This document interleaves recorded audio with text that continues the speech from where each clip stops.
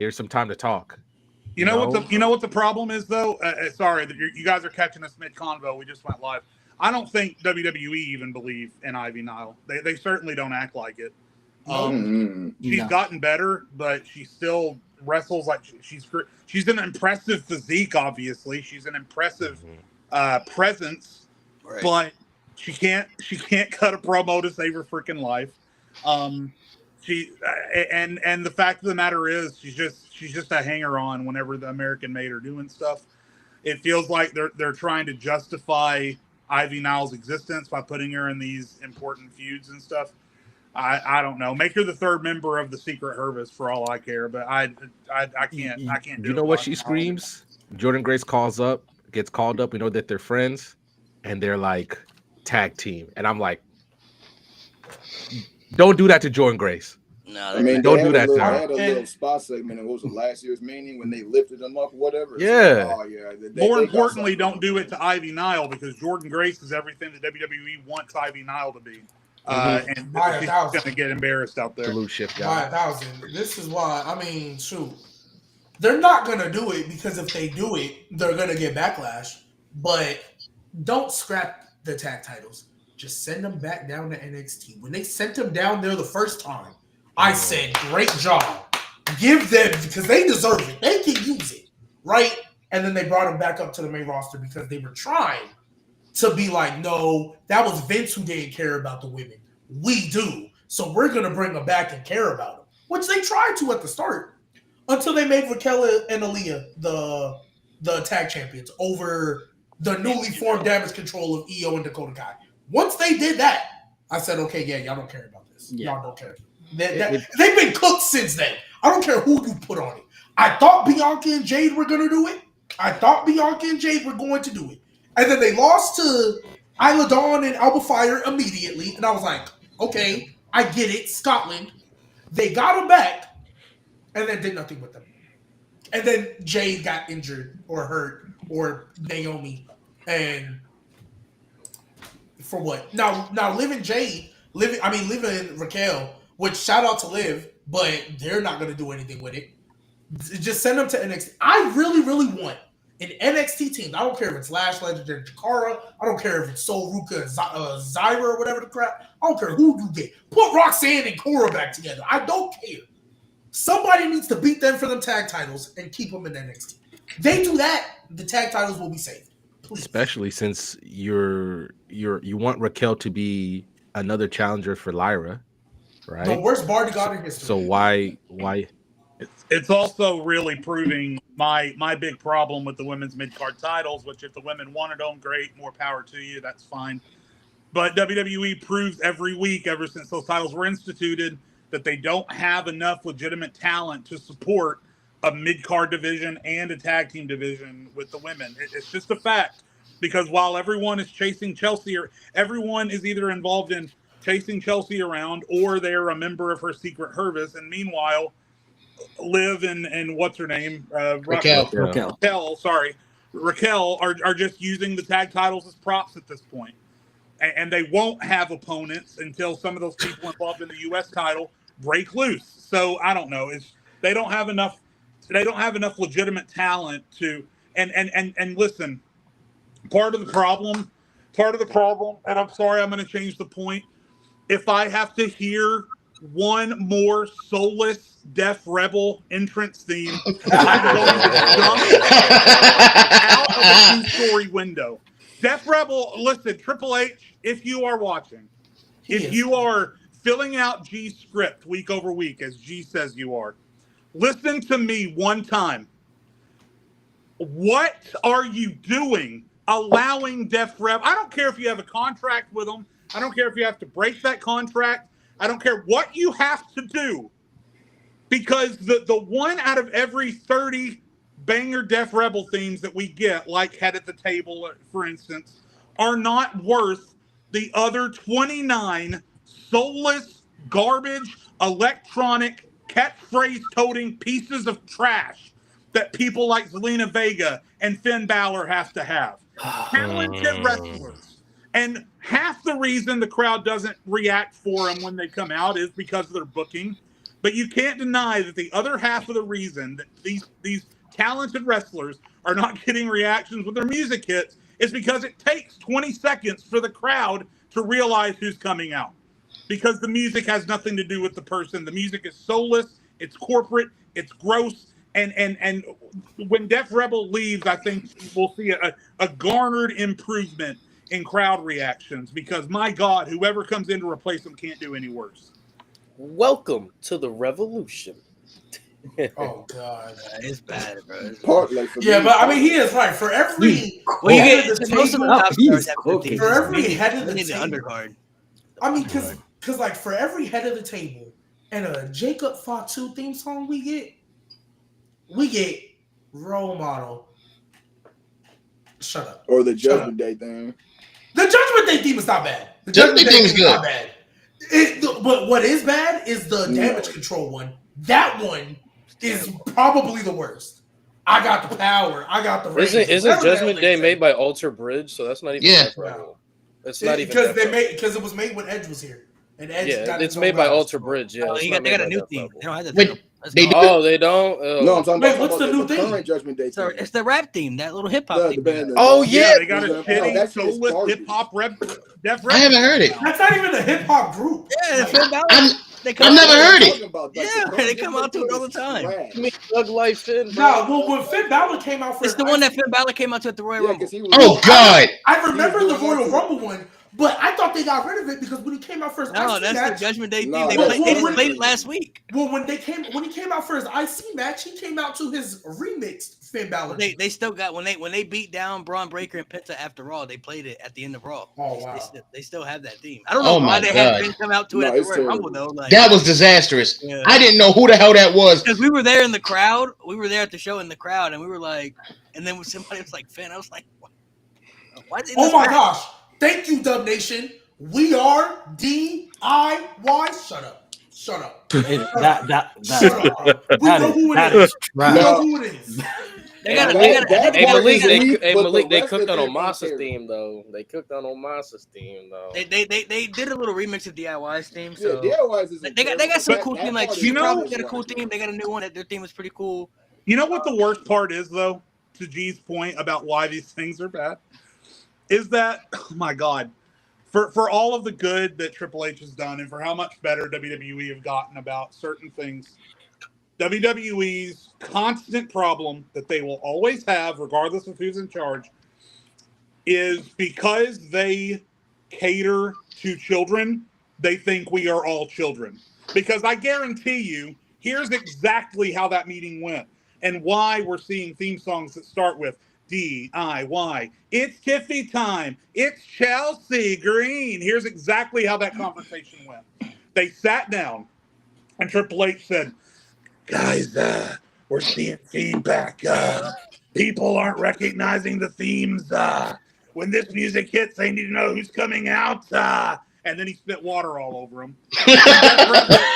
And then Def Rebel thought about it for a period of about 4 seconds. And they said, got it. We'll put their catchphrases at the start of the song. And then they'll instantly know who it is. Brilliant. Do it. They didn't make any effort to make the songs better or more unique to the wrestler. They just said, oh, they don't know who's coming out. Put their fucking catchphrase at the start of the song. Because everyone's 5 years old and that's how they'll know who it is. It's asinine how stupid WWE continues to believe that we are. Ridiculous. Yes, themes, man. And now that You WWE don't is not want a- none. And, oh my God. Oh my God. And now that And thank God they reversed on that one because that I was can't blame WWE for that though because AJ Styles said that was his idea. He That, actually said that was his idea. he actually said that theme is more of the theme that he would prefer, like for his, that's more his style. But I can. If he was a heel, he only did that. As a heel. Yeah, but as a heel.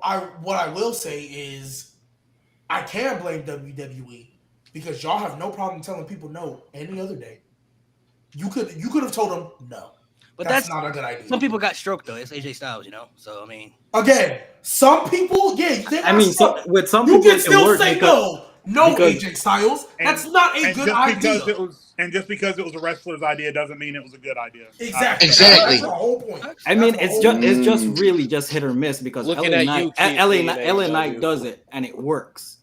But That's true. What? LA Knight does it and it works. Yeah, It's but- just you really gotta lock. Hold on, into yeah, who- hold on. who Y'all got it and who does forgetting. it. But that fits LA Knight. That's It does. that's why. Like They only changed the guitar riff for it, like Which I wasn't a fan of. I think LA Knight's theme, the way it starts and the whole theme, I wouldn't have changed anything about it. There was no reason to. Yeah, I It's don't know. not- To me, it's just fucking. It's nitpicking. It's not bad. It's not bad. It's just really hit or miss. I mean, not everything works for everybody. I mean, Joe Hendry, it works. LA Knight, it works. But for other people, it just really doesn't. Yeah. And trying to put everybody in the same mold is the problem. I think they. I agree because they want Joe people to Hendry's get- theme is Thank God Bianca Belair. Do y'all remember? Do Oh my y'all God. remember the week Randy Orton returned for Survivor Series? They said that Def Rebel created a voices version for him, and he said, "Fuck that shit." I think I did hear about that. Oh, that'd have been not.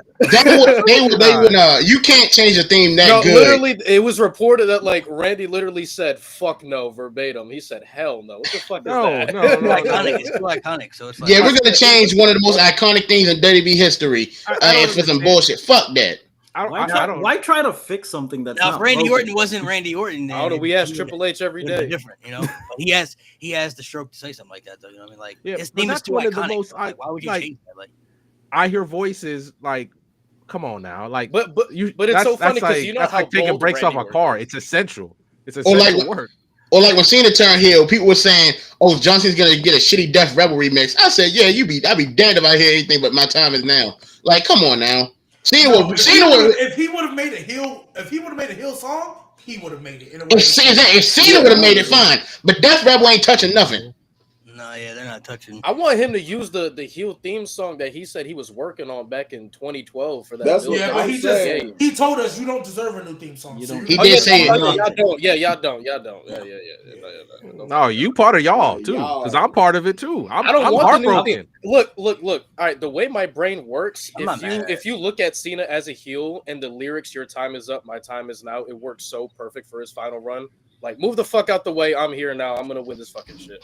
So he doesn't need to change it. It would have been cool I to see him flipped get a it. new team, but it's like it's so iconic. I ain't tripping. You know what I'm saying? Mhm. I think and he justified it. He Bro, justified it. just Yeah. In a promo that yeah, made he sense. justified Great it. job. Did y'all notice the little shit he did with his hat that he put the C in front of like the can't sign? Now it says "You can see me" instead of "You Oh, can't I see didn't me." see that. I think I did notice that. It's a new thing because he said last week, whatever the fucking promo he cut, he said that you guys made me the butt of the joke and saying you guys can't see me, and then he said that he put the C in front of the can't logo so that it says "You can see me." Which is crazy because that's not something I would have paid attention to because it's been So, the same for years. Look it up on Twitter. Funny. Somebody broke the whole shit down. It's cool. Yeah, I'll look it up. So, question from Malik. Speaking of John Cena's heel turn, as an ardent supporter of both guys, I want Malik to start this conversation. Malik, how do you feel about? I was talking about this with my friend Adam Ryan the other day. The thing that's bothering me with this whole thing so far are WWE's obvious attempts to try and keep Cody safe from Cena for as long as they can by not letting them go back and forth. Like, do you think? I think that's doing a disservice to the feud by not because it's obvious what they're doing, and I feel like Cody could handle it. I feel like they would just let Cody go out there and do it, but instead they're letting Cena talk for 10 minutes and then sending Cody out to talk for 5 minutes, and then they go their separate ways. Have you noticed that, or do you think that's hurting the feud? Nah, not necessarily. I don't think. I think some people are missing the concept of the entire feud too. Like, if you look at the promos they've been doing the last few weeks, John Cena's beef isn't really with Cody Rhodes. It's mainly with the audience. Like, when he comes out, he doesn't really address Cody at all. He just talks strictly to the fans and blames them.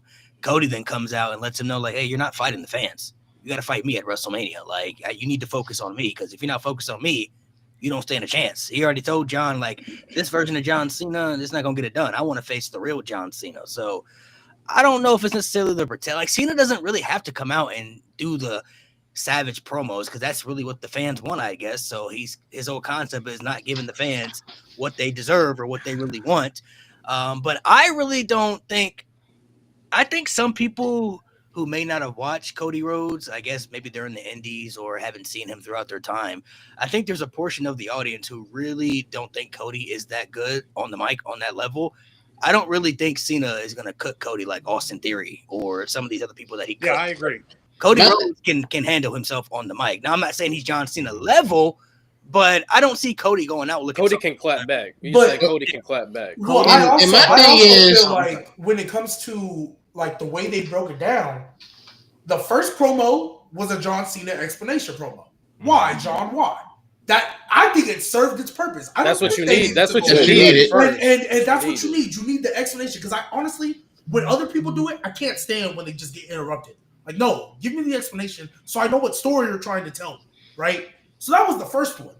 The second one, okay, maybe we could have expected a little bit more back and forth, but I think the second promo, it was more like, see, you're proving my point. Like, I explained to you last week why I'm doing this.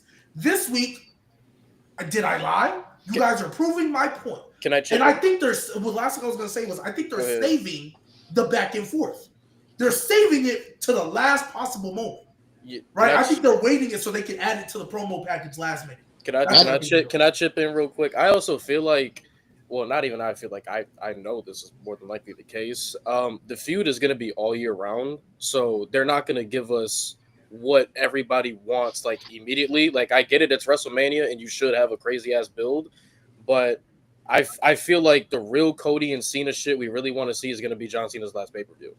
Like, my thing also is like, I don't understand why people think Cody, even if WWE is protecting Cody, which I'm not gonna go that far, but let's say they are. Why do people think that Cody needs to be protected? This is the same Cody Rhodes in back-to-back WrestleManias who went toe-to-toe with Roman Reigns and The Rock on the mic, and he held his own fine enough. So it's not like, oh, Cody can't go toe-to-toe with John Cena on the microphone.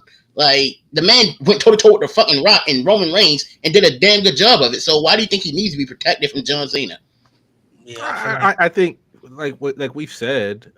Sorry to cut somebody off here, but no, you're good. Go ahead. It's just that the fans want something so badly because when Cena cooked Roman Reigns, when Cena cooked Theory, they want that so badly that now they're starting to denigrate what Cody is. Okay, yeah.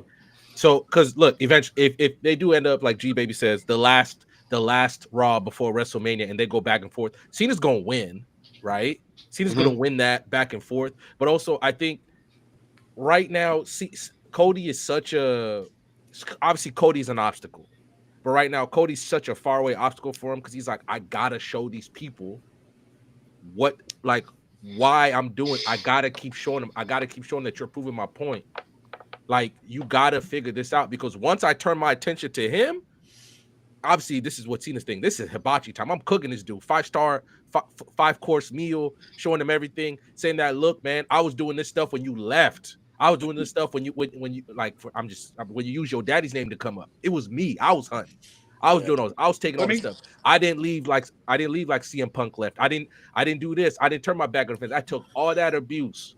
So now that I'm done with them and I'm on you, that's gonna be crazy. But right now, let me throw in two more points to add on to that because you guys are making great points. And again, I'm not in the camp really that believes that Cody couldn't hang. I just want to make sure I'm clear on that. But here's two points I want to make before Santo and Menace jump in here if they want to. Number one, WWE, I think, are lucky that and maybe that was strategic, but they're lucky they're in Europe for this because I think the nuance that you guys are talking about would have gone right over American crowds' heads. Absolutely. They'd be so busy saying what that they wouldn't even be paying attention marking to out and not saying. Oh my God. So that's number one. Yeah. Number two, if it was just Cena and Cody, maybe I wouldn't notice it so much. But the feuds going into WrestleMania, especially the world title feuds, are supposed to be personal and in your face and deliberate. And you've got John Cena and Cody, which, as Malik alluded to, is an indirect rivalry because Cena's problem is really with the crowd. Not to mention the fact that The Rock was the catalyst to John Cena doing what he did, and The Rock has been a no-show this entire time. That's one. Then you've got the Women's World Championship feud where you've got the triple threat match itself is going to be excellent, but then Rhea, Bianca, and Io don't even know really who they're mad at. They can't really focus their energies on anybody. And then you've got Jey and Gunther is fighting everybody but Jey in the build up to WrestleMania. So Don't get me started on that. It Do feels not get like me these started on that. WrestleMania builds are so indirect. And if it was just Cody and Cena, it probably wouldn't jump out at me. But because all of these major feuds are seemingly, with the exception of Charlotte and Tiffany, but that feud sucks because Tiffany can hit the nail on the head on SmackDown. If Charlotte wins, all she's done is beaten a no-good backflipping rookie. So I don't know what the fuck Charlotte is thinking with these promos. But yeah, that was a great Tiffany rebound after getting fucking cooked. Yeah. Tiffany needed that badly. He got that rebound and said, He "Hold on, needed now. that. Hold on, Yeah. game ain't over yet. Hold on." Now. But anyway, these WrestleMania feuds being so non-personal and so indirect third party is, I don't know, it feels weird this year. It doesn't feel as good as it usually does. That's the main reason I think the Cena Cody Rhodes feud is not working. It's such in a weird way like big brained and situational or what's environmental, if you guys get what I mean by that it should have been propped, like we should be like, oh my god, Jey Gunther, Tiff, Charlotte, and all of a sudden all the big, like if all this is a stadium and then the big dome should be Cena Cody, and because that should be like, and then you're looking up like, oh my god, there's this massive thing, because when Cena wins, I think something in WWE should fundamentally change. Mm-hmm. That's what I think. And then now you have, whether it's Cody trying to fight back for it or Jay's like, no, I gotta hold this up until Cody gets it back, or whatever the hell's going on. I think that's what hurts. And to piggyback, But I'm only saying that because when we get to the Jey Gunther feud, and I'll tell you my specific problems with that and why I think it's feeling the way it is. It's they're positioning Jey to be a big baby face, and he's not functioning. But if everything was going right the way WWE wanted to, and how we as fans are responding to him, that's why that thing matters in terms of how we should be feeling about it. So Menace, go ahead. I'll go last. So here's my take on the Gunther Jey feud. I don't necessarily mind how they've been booking it, because like the whole story of Jey feeling the way he is like, he feels insecure for being able to beat someone that was a dominant 2-year champion that's really only lost a handful of matches. If he's out here beating the brakes off of this guy, that guy, it's like, what do you think I'm supposed to be doing to you at come Mania time? You see what I just did to them? That's you come 3-4 weeks. I kind of like that psychological buildup where it's like, the more that you see Gunther manhandle this former champion, this, potential A, tier superstar, this potential S tier, this, whoever up to that build-up, it keeps giving that doubt to Jey of, damn, now I understand why he's the world champion. I get why I don't have a chance to beat him. It keeps adding to that layer of doubt that you need for that story, to where if Jey finally does beat Gunther at Mania, it gives that ultimate Daniel Bryan that's fueled from WrestleMania 30, where it's like the ultimate underdog after going through all of that mental stress, finally overcame that big Goliath giant. I'm kind of rocking with it.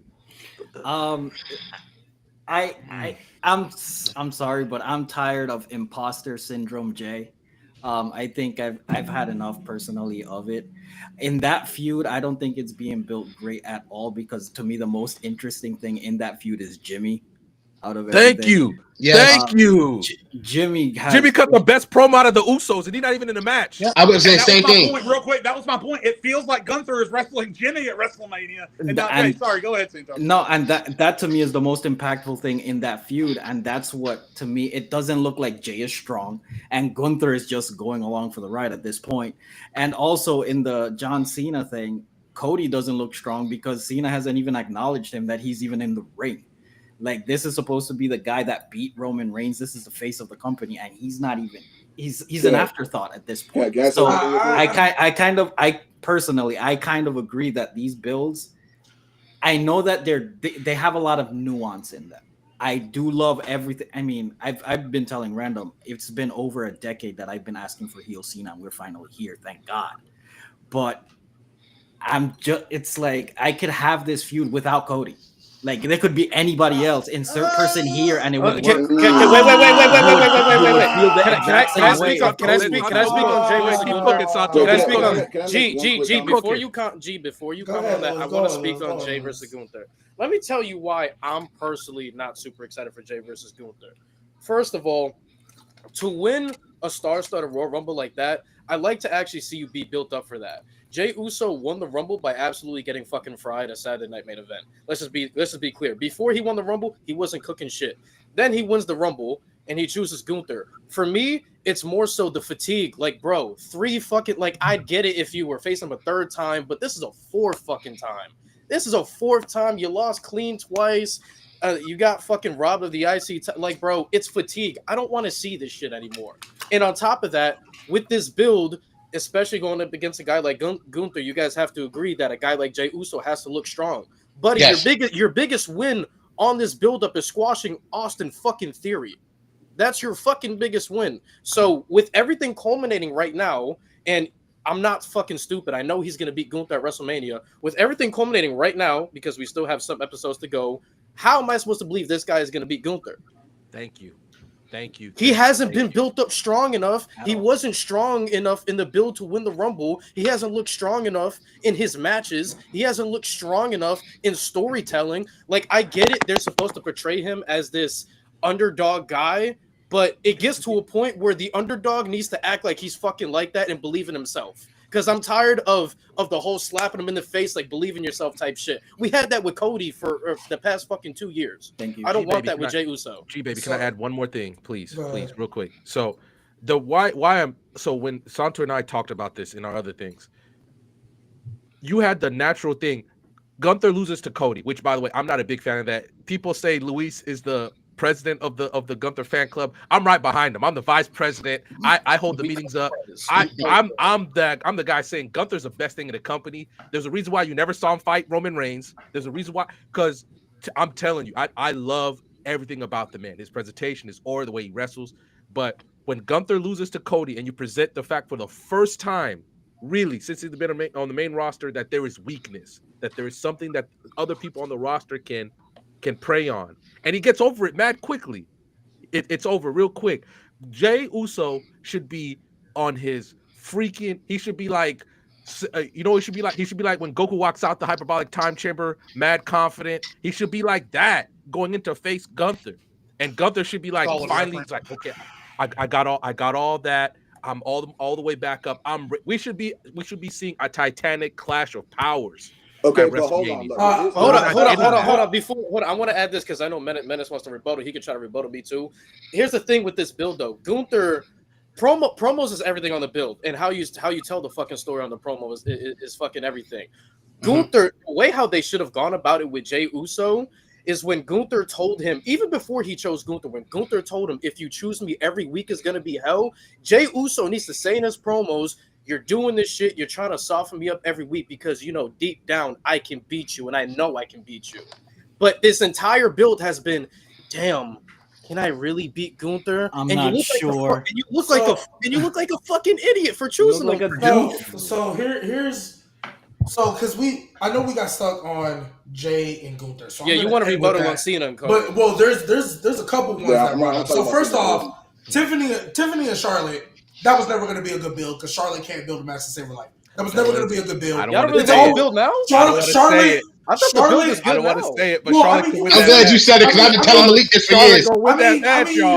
I'm sorry. I'm not saying she's going to win the match, but she can't build one to save her life. She never has been. There hasn't been a match that Charlotte went into at WrestleMania where I thought it was a good build, but she puts on good matches. So that was always going to be that. You guys shouldn't have expected anything else because Tiffany's not even that great of a promo.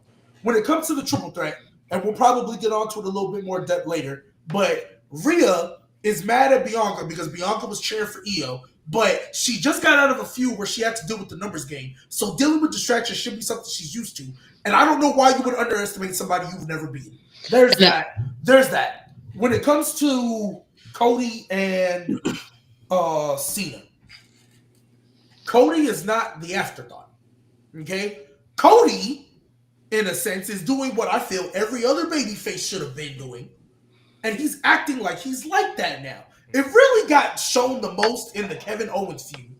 But here, Cody's not like, if Cody would have came out heartbroken because Cena betrayed him, and I would have been like, yo, why are we taking steps back? But he's not. He's telling this nigga, yo, look, I don't know who this person is, but I'm gonna whoop his ass if he show up. I want the real John Cena. I don't think he's an afterthought, but you guys have to understand there's technically only been 2 promos since we had arguably the biggest heel turn since either Roman or since Hogan. This is arguably the biggest heel turn we've had since one of those 2. So the first promo had to be an explanation. He already wasn't on TV for like a month or however many weeks it was. He already wasn't on TV however many weeks it was. He had to explain. That's why I am not in the mindset that they're protecting Cody. I'm in the mindset that no, that first one they knew everybody was going to be hooked on every word. And WWE, whether they like to say so or not, they still love their 25-minute opening segment promos. Oh, yes. They still love that. And who better to do it than John Cena? The second week was more so approving your point. It's like Chili's. You're going to get the chips and salsa. You're going to get your triple dipper. Calm the fuck down. The main shit coming. You're going to get your triple dipper. Right? Now, and so I don't think Cody's an afterthought. I think we got what? It's March 30th, so we got about 3-4 more weeks. And I'm actually glad they're doing this in the foreign crowd. I'm with Jade. America would not have appreciated it. Absolutely. They would not have appreciated it. Absolutely. So I'm glad they're doing this in a foreign crowd. Now, because we were talking about Jey and Gunther, I'm not saying the build has been great. Right? But I feel like Jey Uso was doomed from the start. And the reason why I feel like he was doomed from the start is the reactions we got Sunday and Monday to him winning the Royal Rumble. When he won that Royal Rumble, the crowd was going crazy. Malik, you were there. You talked about the crowd going crazy. And then we saw the reactions. And everybody was acting like this shit was so ass. When 2 weeks prior, mind you, blew my mind. 2 weeks prior, niggas was begging for them to give Jey Uso the world title run. Mm-hmm. Begging. After Gunther whipped that ass, they were begging that he was ready. Begging. They were like, bro, he's came so close. So that's why I think he was doomed from there because they flipped. They flipped in an instant. And I think Triple H and them said, which isn't a bad idea and concept, let's use real world things that are happening to tell a story. So naturally, Jey Uso, even though you came oh so close, you had people behind you, and then at the drop of an instant, when you won a Royal Rumble, something that is super hard to do, that WWE always makes it seem like it's the biggest hill to climb. He did it and eliminated John Cena, mind you. John Cena. They flip on me like that? They're like, that's gonna get to people. They're trying to humanize Jey Uso. Real talk, because that should get to people. You flipped on me in an instant. Right? And technically, this is my problem with Rhea, Jey Uso should be concerned if he's beaten Gunther because you never have. The only thing I will say I don't like about it, we just did this story last year. Thank you. That is my issue with it. We just did this last year. If Sami Zayn would have never had that story, I don't think people would have a problem. And I don't even think people realize we just did this last year. And Sami shouldn't have even won. I personally believe this should have been Chad Gable's title. Should have been Gable. It should have been Gable's title win. If you were going to do Malik that story, again. if they were going to do that story, it was Chad Gable's. But nevertheless, he was never going to win. I told you that. I mean, you say that, but everything they did with Sami Zayn after losing the Braun Breaker, you could have did with Chad Gable and delayed the heel turn. But nevertheless, you're doing this story with Gunther a second time, and he can't lose. So now, Gunther, you're about to look dumb. Because this is the second year in a row you've gone into Mania against an opponent that you're underestimating, and you're going to lose. It makes no... Granted, Sammy, that was the first time I think they fought. So there was, whatever. Jey Uso, you didn't beat him 3 times. One of them was by interference. But nevertheless, you're underestimating him again. That's my issue overall. You can't tell. You're basically recycling the story. I get Gunther's a dominating. Do you know another problem I have? The other problem I have is everybody on the main roster who has pinned Gunther have been killers. They've been demons. Where's the Jey Uso that was frying Roman Reigns any chance he saw him? That's the Jey Uso that needs to show up against Gunther. You're not gonna beat Gunther like this. Jey Uso, we all know he's not gonna beat him in a straight up wrestling match. Where's the demon that's willing to like dig down deep to get the job done? Where's the demon? Maybe that's where they're going. But listen, all I'm gonna say is, if at any point you find yourself asking if the top babyface, did that motherfucker just slip on a banana peel mid-spear? You've got a problem. That was a work. That was a work. What he did last They had to resort to Jey Uso slipping on a grease stain in the ring to shake his confidence when there's already ample tools to work with to shake Jey Uso's confidence. Now, let Menace go. Let Menace go. I will say this about Cody and Cena because Malik kind of hit on it a little earlier. One reason why Cody ain't really given like that true S tier level promo for this feud, because John ain't really been addressing him per se. He's been addressing everybody else. So there ain't really been fuel for Cody to really clap back at John Cena. His clapback has been, oh, you talking shit on people? True. You've been there all this time? No. You supposed to be, you know what I'm saying? He's defending us, not really talking shit to John. So the reason why I feel like for a lot of people, why it seems like the feud ain't really hitting like that for Cody ain't really had anything to him to where it's like, oh no, who the fuck you talking to? I'm Cody Rhodes, your champion, little nigga. Like, who the fuck is you talking to? He ain't had nothing like that. He sort of did though, because he had the moment where John Cena just very quickly said, "Listen, kid," and Cody cut him off. Like, I mean, no, so it's not like it's WWE champion, motherfucker. Yeah, I mean, yeah. Right. So they had an opportunity. They I feel like Cody's angry that he's being overlooked. I think that adds into the story, I feel like, because the reason I don't think Cody's overlooked too is basically all of us have said it too. What Cody Rhodes is right now, the babyface, that was John Cena years ago. And they have been searching for that babyface for years. They tried it with Roman Reigns and it failed tremendously, right? Cody Rhodes now is the perfect fit. So I look at it as Cody Rhodes is a good chess player, but John Cena just at a different level. John Cena knows Cody Rhodes better than Cody Rhodes probably knows himself. I walked in those shoes. I know who you are. I know the mindset that you have. You think you got to fight for the audience and be the hero and everything got to be the inspiration. I was that guy. Literally, for decades, I tried to be that guy, and it worked for some people, and it failed for other people. So you may not understand why I'm doing what I'm doing, but at WrestleMania, you think that you already have the mental edge. You think you already have the edge over me. But at WrestleMania, when it comes around, you're not going to be ready for what hits you because The Rock's still got to play a factor into this as well. We still don't know that relationship tie. They haven't even addressed that yet. So there's different factors that play into it. When the Jey and Gunther feud, I feel like personally, and I could be wrong, but I feel like they purposely held back on this feud a little bit because I don't think they really wanted that to be the main event. I think they always had set in stone the two main events they wanted, and it was the triple threat because CM Punk was going to get the main event last year, didn't get it. Going to get it this year. We got to get Roman in there as well. Seth, triple threat, and then Cody and Cena, obviously. Both right moves. Both are the right moves. And those are the correct main events. Yeah. And I feel like I still don't understand. I still don't understand that though. Holding back on that because if Jey has all the momentum right now, honestly, the feud isn't hard to build. He already has the crowd reaction. All they have to do is just build it correctly week by week. I feel like if that build becomes as popular and as big, like Daniel Bryan, for example, I don't know if people know this, but he wasn't supposed to main event WrestleMania that year. We all know that. For the U.S. title.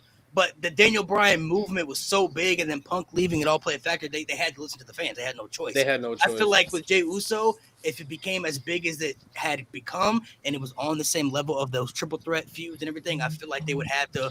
Then they have to sit there and realize, like, damn. My only thing is, I was sorry. But you're talking about three of the best in the company. Like I think if you're telling me, oh, they're not going to be the main event because Roman, Seth, and CM Punk are going to be the main event, people would understand that. Like, I feel like. Well, you got people that also think the women's triple threat should main event. I feel like we gotta have a conversation. It's not. Unless they're watching the No Name Wrestling podcast, which we know they do. They need to stop listening to the internet. And the reason why is I feel like, and honestly, I'm going to put some blame on TKO for this as well.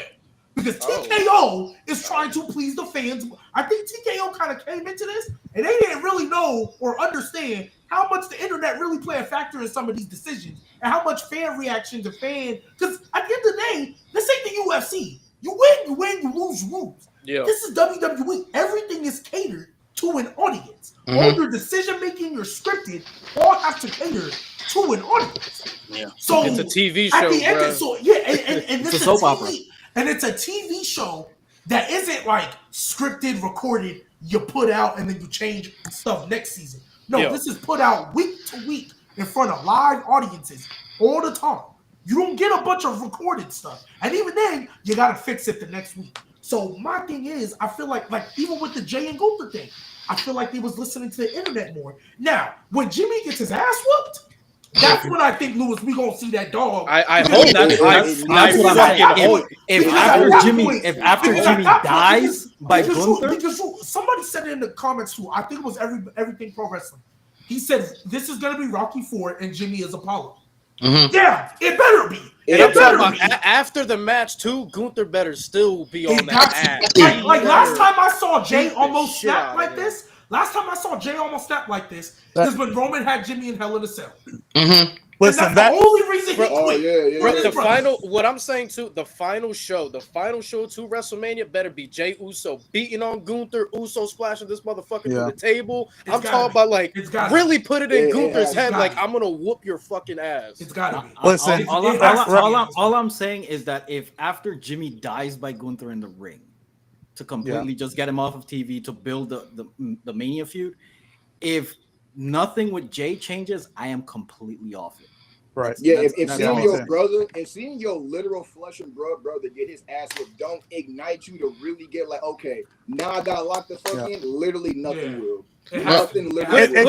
It's also put real life psychology to it too. This is older brother. This is somebody Yeah. who he looks at as Mhm. stronger than him, Mhm. better than him. So this your older brother, and you're like, fuck, like now I gotta step in and do some shit, man. yeah. See, Listen, I just want to say real quick, Rocky IV is a great shout. That's a great shout. That's Rocky a series in tremendous shout. general. But to Santos' point, I'm willing to hang with this until the point that Gunther has Jimmy on the ground with steel steps held above his head, and then Jay comes out and saves him. But if after that we don't start seeing some main event Jay attitude, the main event Jay, for instance, that won the Andre the Giant Memorial Battle Royal, right? That Jey Uso, I'm off the wagon completely. But Rocky IV is a great shout, and I'm willing to hold tight for that because Jay, now to that you add to mention your it, that's a point, good point. Jay, to add to your point, if it like literally tomorrow has to be past the point where Jay's done talking. Where Yes. it's like Gunther's not gonna take me serious talking. Now I have to show him. If I'm seeing week to week that Jey Uso is holding a fucking microphone in his hands instead of trying to get his hands on the fucking world champion, there's a fucking problem. Yeah. Q will said it. I need him to be like, I gotta get you now. Gotta get Mhm. I gotta get you now. Like, yeah, and like this is tribal combat. If I want to Yeah, hit you and with like- this chair, you're gonna get this chair. And I also think too with WWE, because I'm very much an advocate. Like, don't give the fans what you want right away. I think Triple H said this in an interview or something. He was very like, I think he was telling Vince one time. I don't know what story it was, but like, no, hold out. You know, Triple H loves his long-term storytelling. Mhm. Right? It was him He had with 8 Batista. weeks. Like Where's Batista? WrestleMania. It was him with Batista. WrestleMania isn't April 1st anymore. It's April 20th. So he's got 3 extra weeks he's got to handle, right? So I get them wanting to take it slow, build it, right? Because technically, when the Elimination Chamber happened, we should be 2 weeks out from WrestleMania. Or 1 week, actually. We should be next weekend having WrestleMania, but we're not. Yeah. It's 3 weeks later, right? So I get he want to take it slow. You love your long term. We get here, Jay. Like I want y'all. If Jey Uso see his brother get destroyed, and he's still talking about the week after, people doubting me, you doubting me, Yeah, fans doubting me. I don't You wanna like, see all right, that. bro. All right, bro. Yeah. I'm with Tyler. Tyler, that's one of the only good things you've ever said since the channel existed. But yeah, no, I need a it's on site. yo. I'm talking about if we in the parking lot, I'm gonna put your head through that fucking window.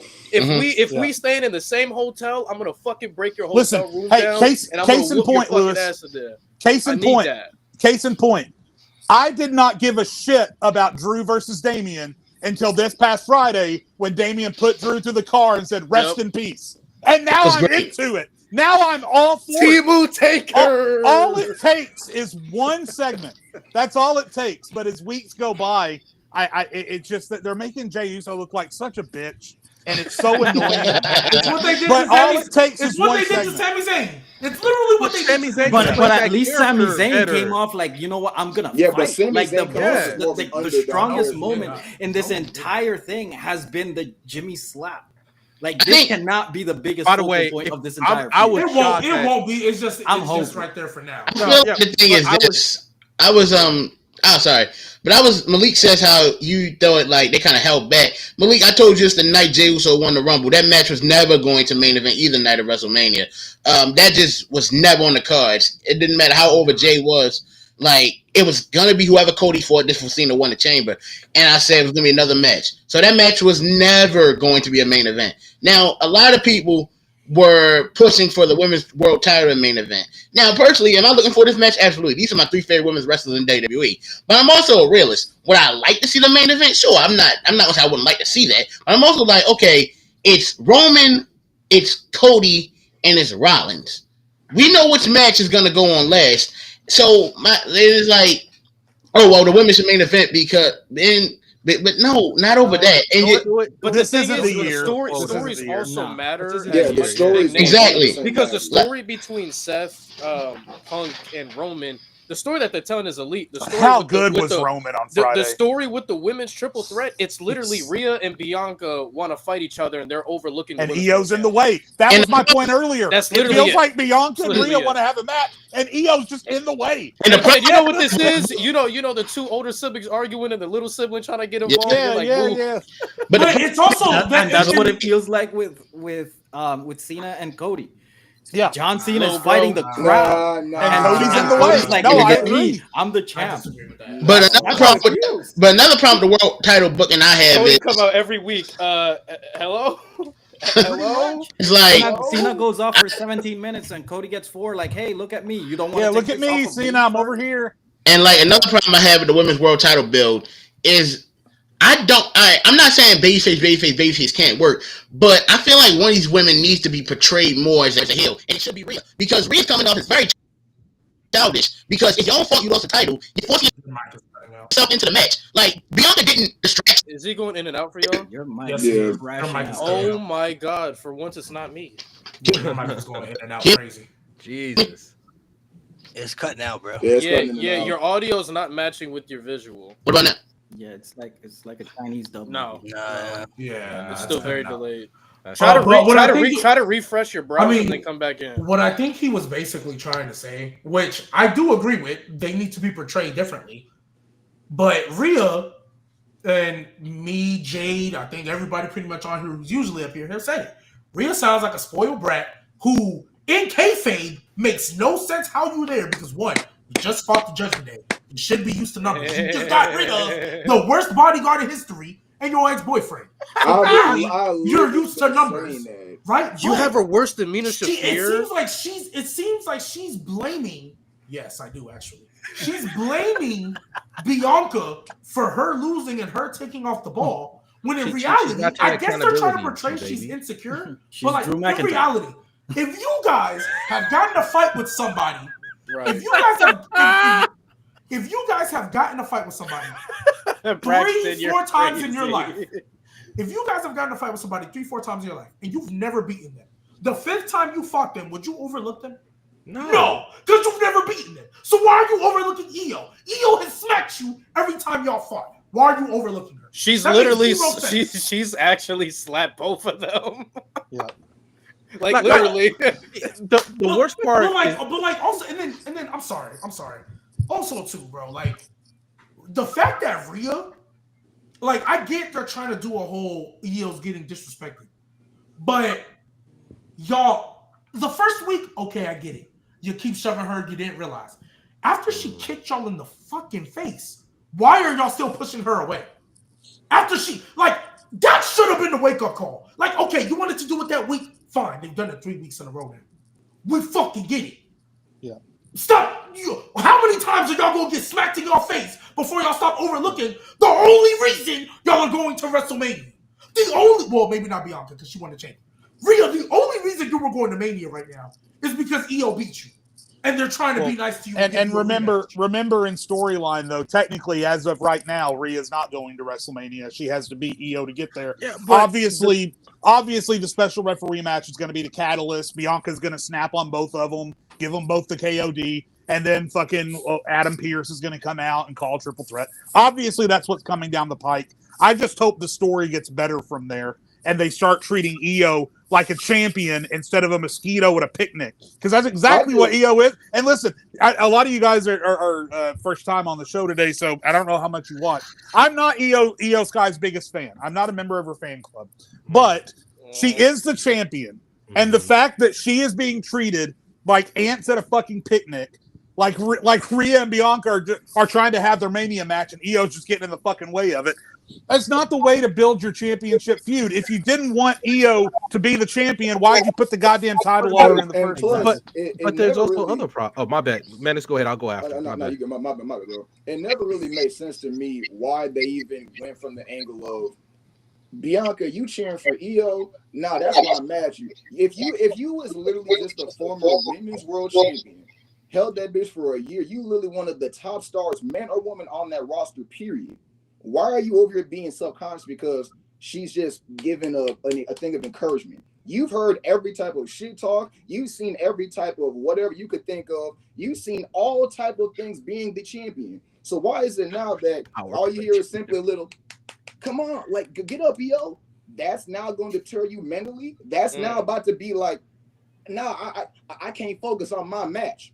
Liv Morgan should take notes, because clearly that's all. I agree. It doesn't make any sense. But so this is my problem with the thing. So the one thing the WWE used to do all the time was, you're the champion, you lose your match, you get your automatic rematch clause. But they stopped doing it. Right? They stopped doing it. Why all of a sudden now are we going to do it for Rhea? Tell me why. They didn't. I know why. I know why, because she's one of the best in the company. People like her. Blah blah blah. She has to be at Mania. But the fact that all of a sudden Adam Pearce last week was like, "Hey, I've been looking for you. You got to get your rematch." I'm sorry, Liv didn't get a rematch. All the other champions on the roster didn't get their rematches. Why is Rhea so special? I'm here to tell you they haven't stopped doing it. They just pick and choose when they do it, because literally, in the tag division, everybody get a rematch. Everybody get a chance. Oh, you got screwed. Here you go. Right. Everybody gets a rematch. Like they just pick and choose when they want to do it. Like for example, I'll give you a perfect example. Finn Balor. Yeah, they didn't care to give him one until years later when they fed him to Brock. Right? But let Roman Roman did go away. But if Roman would have came back, it was like, nah, I want my title back. Absolutely. Guess what your rematch would have been at WrestleMania Backlash? Guess what your rematch would have been? It would have been Cody Rhodes versus Roman Reigns if they really wanted to do it. Hold on, G. Which I'm going. Hold on, G. You're not wrong.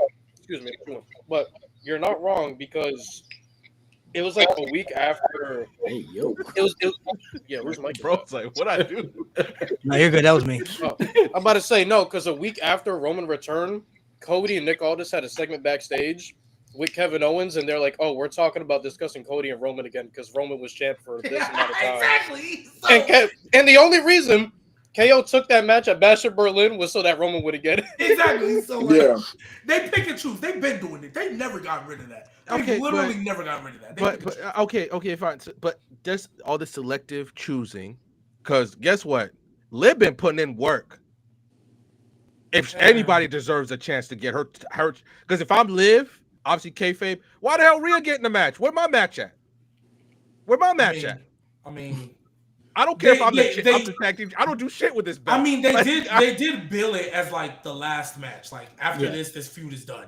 So it was like no matter what, like that is different. Yeah, but ain't nobody trying to. Which they needed to, Lord. That went on too long. Whoever won that feud, that should have been it. But I don't want to see Liv and Rhea again at all. For that they did that too long, bro. Look, if you're gonna selectively pick and choose this stuff, that's just my problem. I'm looking for, and Santo, and that's why Santo reacted when I brought this up. All I'm asking for is consistency. Good luck. Give me the consistency. Good luck, but don't worry. We better see Gunther fucking beg for his That's what I'm fucking saying. rematch. When Gunther loses, Gunther better add like, hold on, bitch. I promise you, that's the main event for WrestleMania Backlash. Calm the fuck down. No, let's wait a little, like Money in the Bank, so that we actually have a chance. I promise you that we actually need a chance. Okay, bro, I promise you, when Jey Uso comes out and yeets all over the place, Gunther's gonna come out, choke him out, and be like WrestleMania Backlash. Also, do you think this is gonna be a Samoa Joe and Shinsuke thing where Samoa Joe gets the belt back? Because hey, listen, I'll take it. No. That would be That would be crazy. That would be wild. I think give Jey a few months with the title. If they did Jey like that, that'd be crazy. Look, they should do him like that. Y'all see him as a legit carrying. On the flip side, though, anyone who thinks Jey Uso is long for this title reign, I got bad news for you. I mean that title reign ain't gonna last very long. He's gonna have it won't last the summer. It won't I'm last. literally telling y'all the top two favorites to beat Jey for that title is Logan Paul and Dominic Mysterio. Do you know how fucking crazy that sounds? Yeah. Do you know how crazy that sounds? I sounds? don't know why Dominic Mysterio was in there. Oh, calm the fuck down. Relax. I'm talking about right now. He was offended. Right now. Imagine the heat. Hey, look, gonna change I that can mania. see so Dom, many people. I need He gonna win Money in the Bank. What you mean? I need him to be King of the Ring this year. Look. Stop this dumb. Whoever wins King of the Ring is going after the world title. This is Dom's Money in the Bank True. year. Don't worry. This is Dom's Money in the Bank year. Dom needs to win the Money in the Bank this year. I need Santo, don't Dom worry. to wear Drew that winning King of the Ring. crown We got with this. the long hair. I need to see. And they're all gonna that build shit. him like a doof again. Wait. This is your first time on the show. Can you explain like your hatred of WWE with Drew? I hate what WWE does when somebody is white hot and then you just continue to book him like a doof right after. It happened with Jey Uso when he was literally white hot. If you were gonna give him a title, it would have been at that point. Now it was the same thing with Drew McIntyre. Drew McIntyre, I prayed for this, was amazing. After that, you made him look stupid over and over and over, and we are still here looking like a doof. I am off Drew McIntyre, bro. Does he look like a doof? I don't know. I don't think he do. I just think I think all his losses are a product of his own actions. Yes, like a doof. Hey, like but an idiot. it's a product of his own actions. Like a It's doof. a product of it. Honestly, I think everything that's happened to Drew McIntyre, he's done himself. I don't because when you're dumb, you don't know that you're being stupid. Like you don't understand that. You're just naturally stupid. No, Drew McIntyre knows good and well what he's doing. Right? He's just stubborn. He wants to do it his way. He wants to gloat. He's obsessed. That's his problem. I think Santos' point. Why are you booking him to be dumb? I'm not at all disagreeing with you, but doesn't that also prove that he's also dumb? If you know you doing dumb shit, but you thinking you smart, but you still doing the things that piss people off and make you lose, does that not still make you stupid while being a smart person? I mean, the only thing that perfect definition of the word in my doof. opinion, the only thing I think he did that was dumb was after he won go to CM Punk. He should have just walked out. That's the only thing I think he did was dumb. Everything else, you just lost, gang. Like you just lost. Oh yeah, no, he looked like an idiot standing there, like, bitch, look like like come on, bro. Like, you'll never touch this. Yeah. Like at that point, go home. But other than that, everything that's happened to him since, I don't think he's looked dumb. Mind you, Punk gave him every opportunity. He said, "Congrats." You know, enjoy it. He didn't look dumb in Scotland. He got screwed. He didn't look dumb in Money in the Bank. He got screwed. Listen. All I know is Drew McIntyre. Drew McIntyre came back from wrestling Happy Corbin at WrestleMania and put up the feud of the year. So if you can recover from that, you must be doing something right. Yeah, that's all I'm saying. Good cook. I agree. Happy Corbin was crazy. That was trash, man. But the story of him being homeless was fire. I was enjoying that shit. The build up to No, I've said on the podcast before, Bum-ass Corbin, if they had paid it off correctly, could have been an excellent angle, but they just turned it into Happy Corbin. I've said it before. I won't say it again.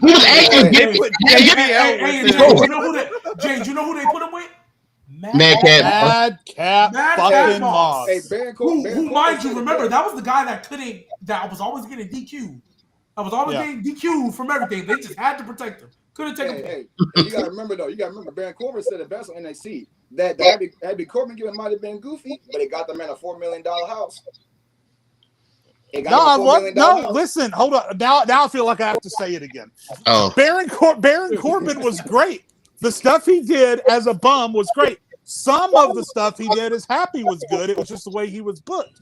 My only problem, Menace, I've said it on the podcast before, and I'll say it again, is that once they shifted gears into bum-ass Corbin, they had a really solid redemption arc in place to turn him into a babyface, stick a rocket on him and shoot him to the moon, and instead they turned him into Happy Corbin. Not only that, but when Happy Corbin lost its steam, they sent him down to NXT. He puts on the best work of his career, and then they call him up to Raw and put him in a tag team with fucking Apollo Crews. Everything they did with Baron Corbin was set to light a match, light the fuse, and then right before the fuse took off, fucking pour water on that shit. That's all they did with Baron Corbin for his entire career. And Baron Corbin did say there was people in there that had power. No, I know. And it sucks for him because I think Baron Corbin was talented as hell. I think he was a better wrestler than he was allowed to show.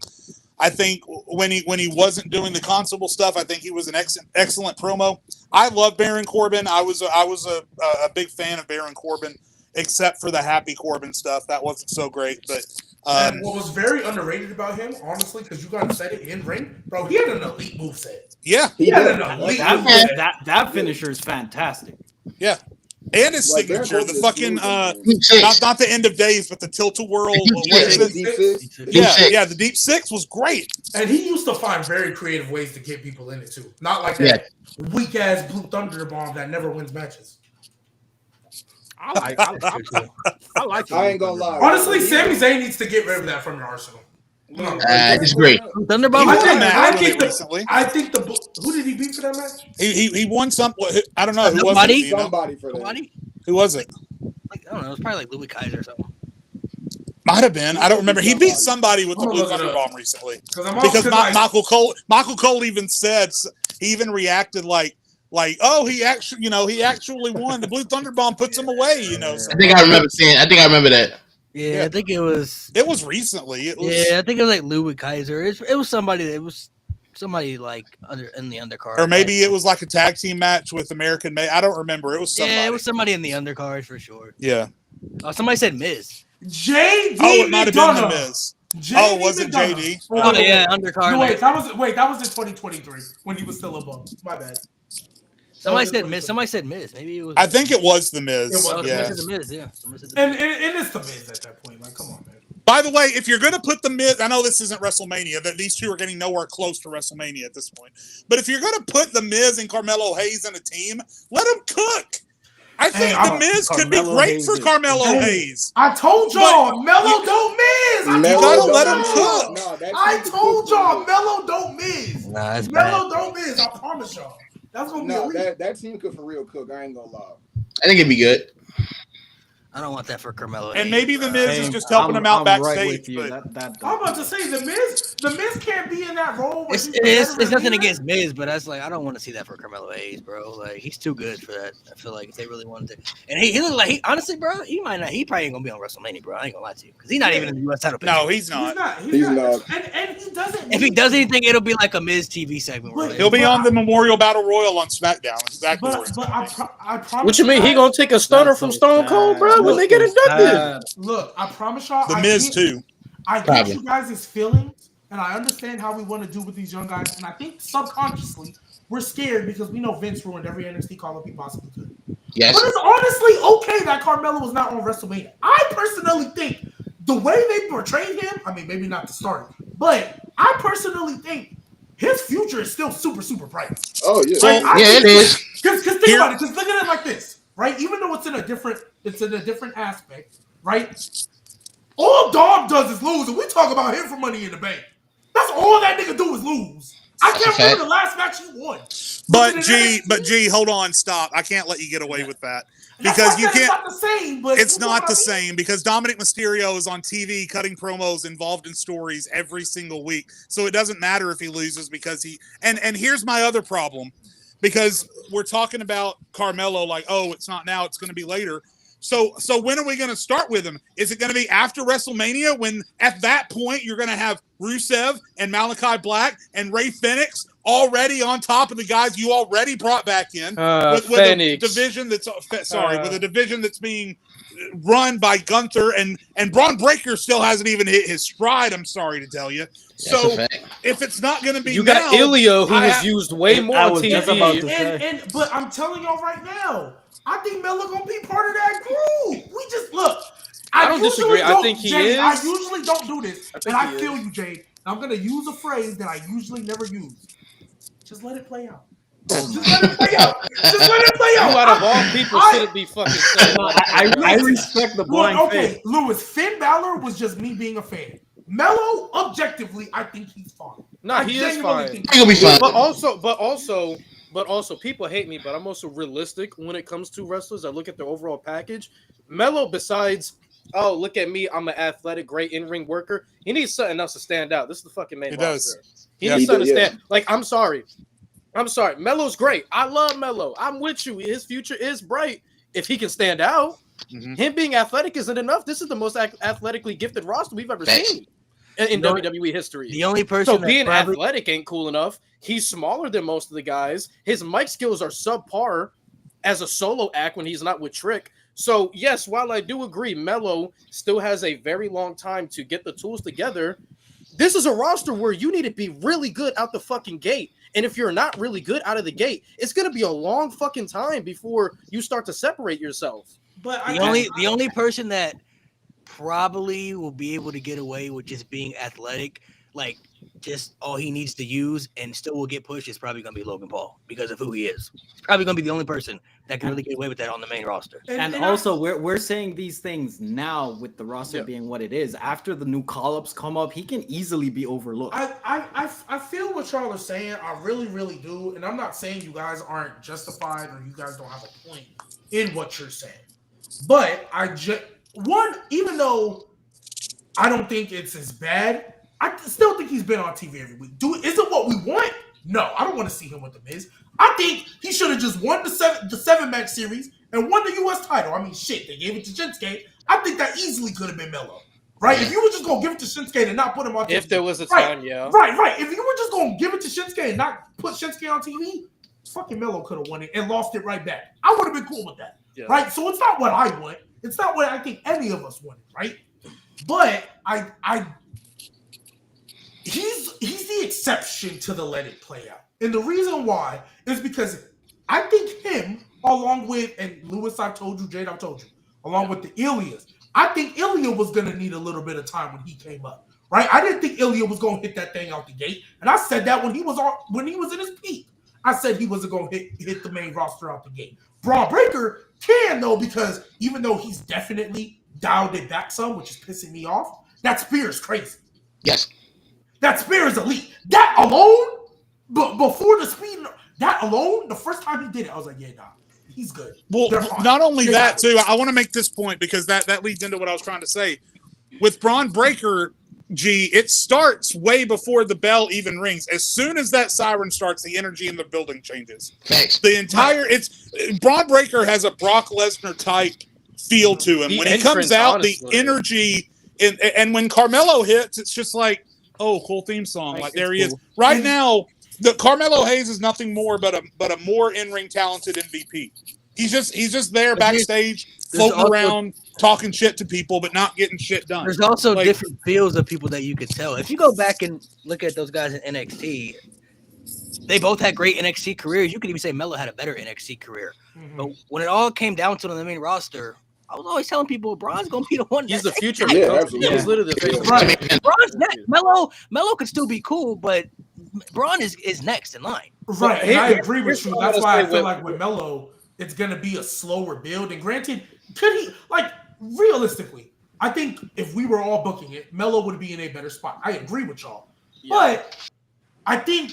Because, again, it's the same thing when Ilya gets back. It's the same thing when they bring up some of these slimmer, like that. They look strong and big in NXT, but when they get to the main roster, they got to now start competing with the 6'3", 6'4", 6'5" niggas. Like, it's going to be a minute. Like, I love Ilya, and I know y'all love him too. But, like, him and Melo were always going to be in the same boat to me. as when they get to the main roster, it's gonna take a little, like more time than we realize for them to really hit their stride. And the thing with Melo, what fucked him up, they turned him babyface when they shouldn't have.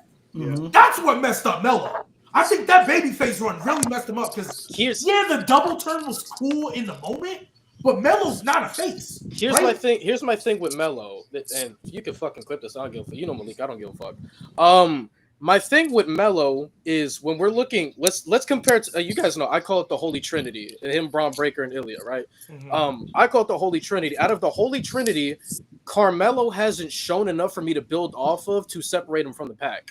Braun Breaker easily has shown something that can separate him from the pack. Mm-hmm. Ilya, they show something like visually. You look at him like, oh, who the fuck is this? You see his in-ring work. You see his face-to-face with backstage with Gunther. They showed you like, yo, this is a guy a lot of people fear.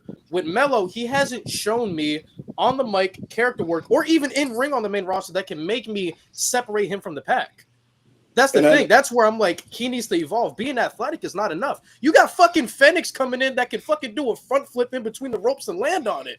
That's not gonna fucking impress. That like what Melo's doing is not really impressing anybody. And for me, I think one reason why, like everything y'all are saying is 100% valid. Like I agree with all of it.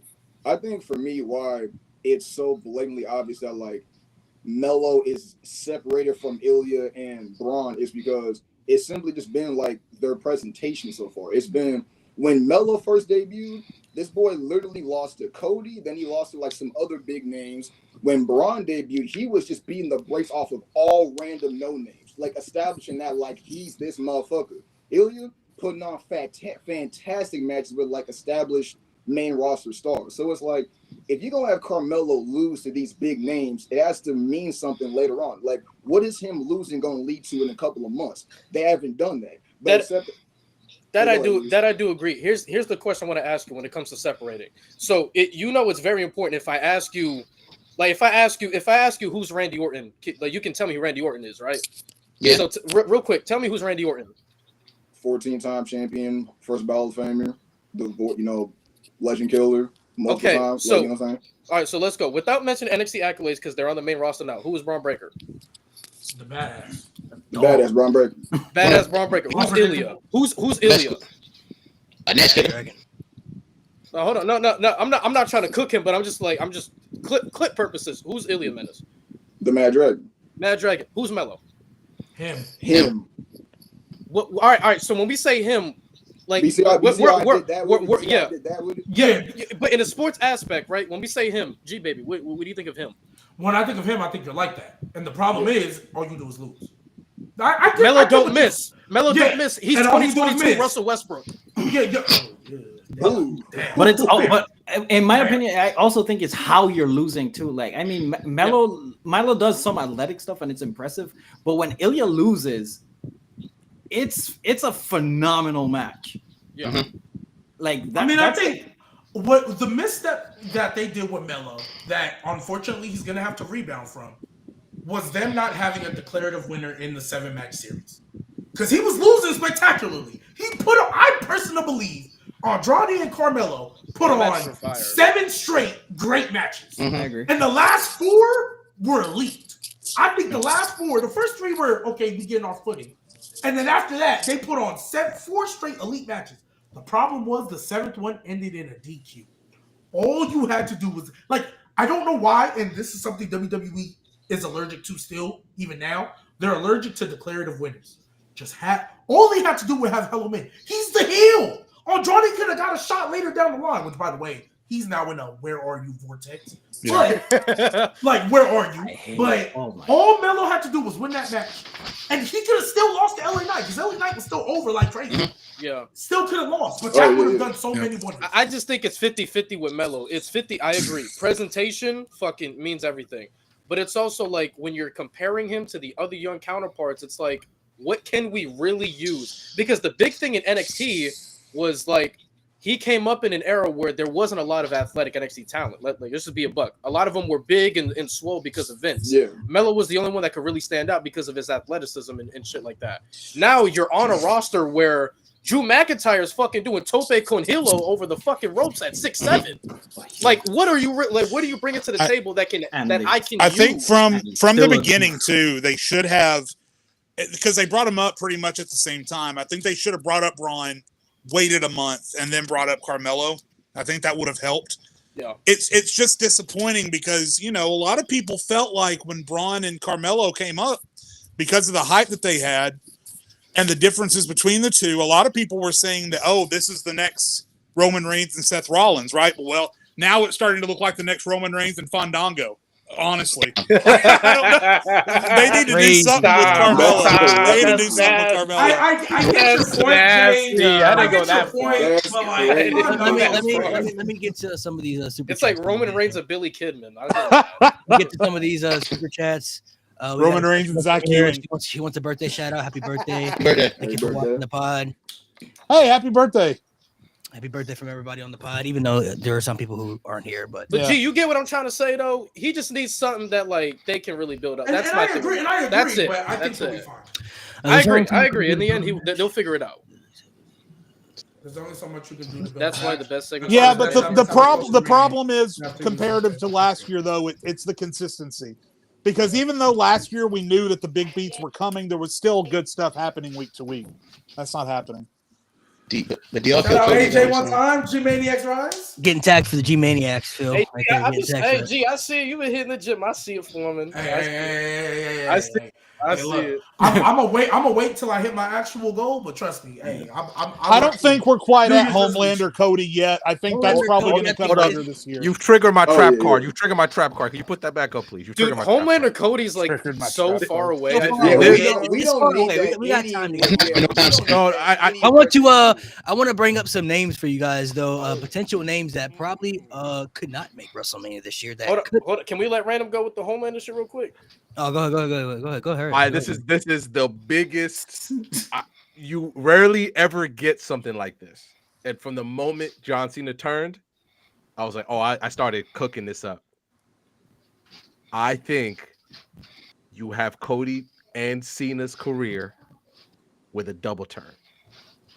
You turn Cody heel into Homelander, and John Cena retires the babyface, losing the title, or his career's over. You're talking about later. You want to do it in a way with right?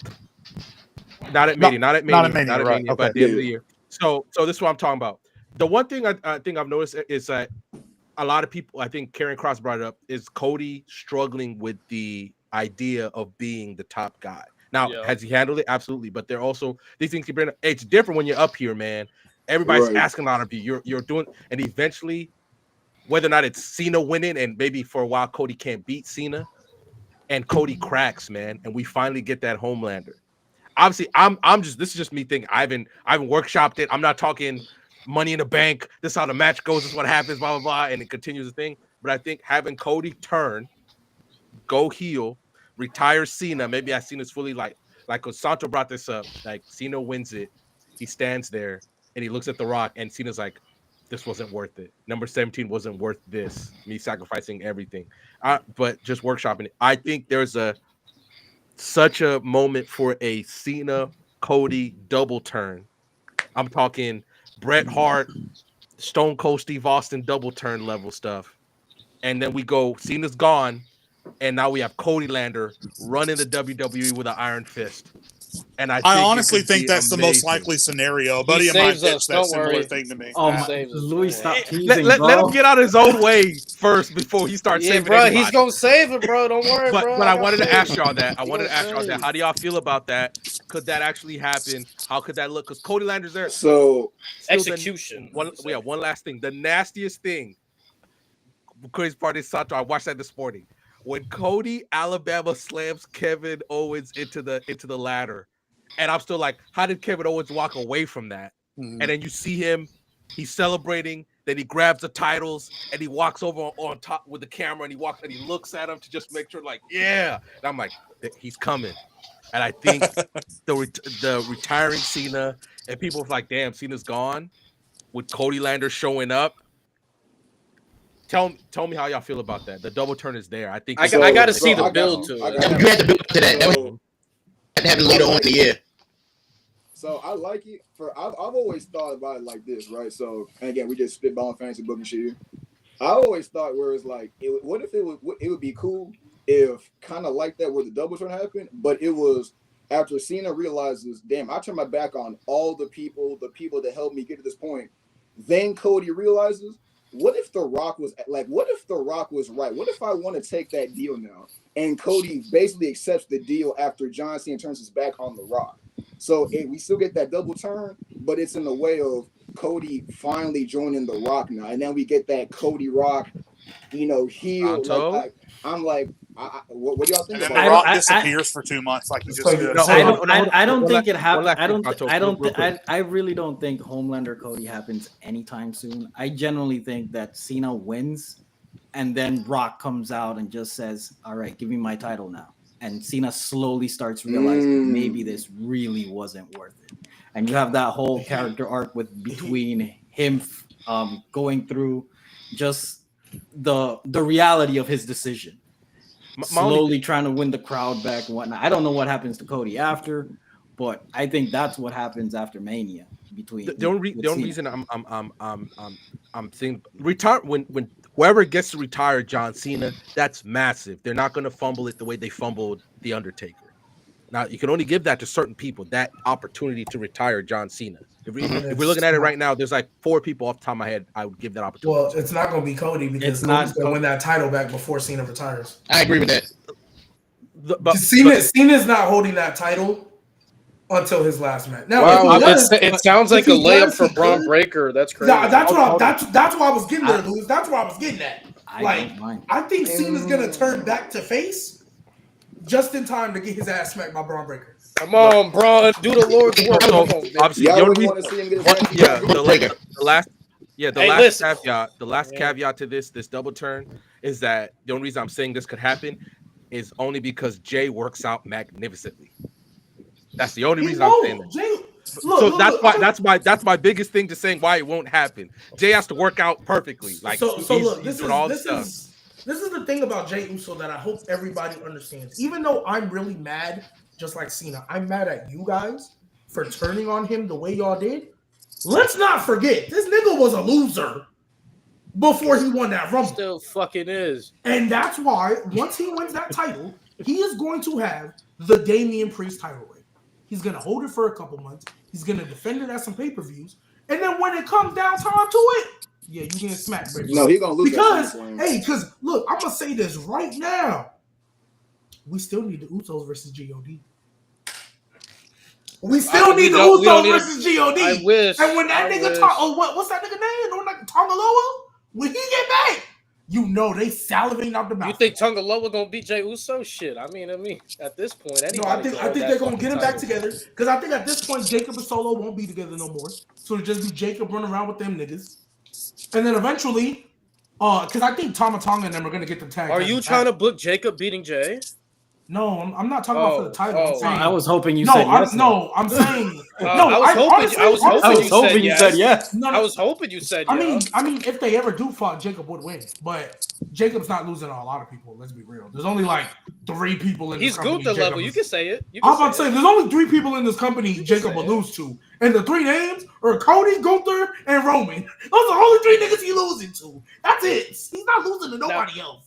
Now, Menace said something I would love. Don't get me wrong. Like, me and Random, we'd be screaming on fucking microphones if Gunther had the opportunity to retire John Cena, bitch ass. But we'll never get that. Because you know why we won't get that? Because it's already been reporting that we're getting Goldberg. So, bro, don't waste his time with that. Don't waste our time. Don't waste Gunther's time. Why? Yes. Let that old man retire to pasture. We gonna pack Goldberg up. He's the Brock Lesnar replacement. I've been saying this since it came out. Brock need to hurry up and come back and get to work too. He ain't coming back. When Brock Lesnar was confirmed to be part of that lawsuit, I said, "Damn, looks like you're getting Gunther versus Goldberg instead." And they already set it up. They set it up in Atlanta. I'm not surprised. I'm just saying that's what we're really getting. We're gonna get the Goldberg versus Gunther. Random, don't worry. It's gonna be a 7-minute match, and Gunther gonna whoop his ass. You think it's gonna last 7 minutes? Bro, they're not, bro. Throw him out the Gunther ring. going. You gotta count the entrance, bro. You gotta count the entrance, bro. You gotta count the entrance. 3 minutes. 3 minutes of actual match. Bro, you gotta have the stare down. You gotta have the stare down, bro. The entrance, stare down, and the match. Okay, that's bro. He's gonna do exactly how he did to Jey Uso. He gonna reverse that spear into a power bomb. He gonna get his ass beat. Simple as that. Plus, Goldberg already said he wants to. He's gonna give them the zestiest pin. The zest. Crazy. These are. I'm one of those people. I'm just one of those people. Don't waste Gunther's time with this at all. I don't care about the torch passing. We don't need him to come back and lose a 3-minute match. I don't care. Your time was done. Like we get y'all fed him the Fiend, and we've been paying for it ever since. Rest in peace, bro. Goldberg ends the pain. I mean, Gunther ends the pain. I'm here to tell you right now.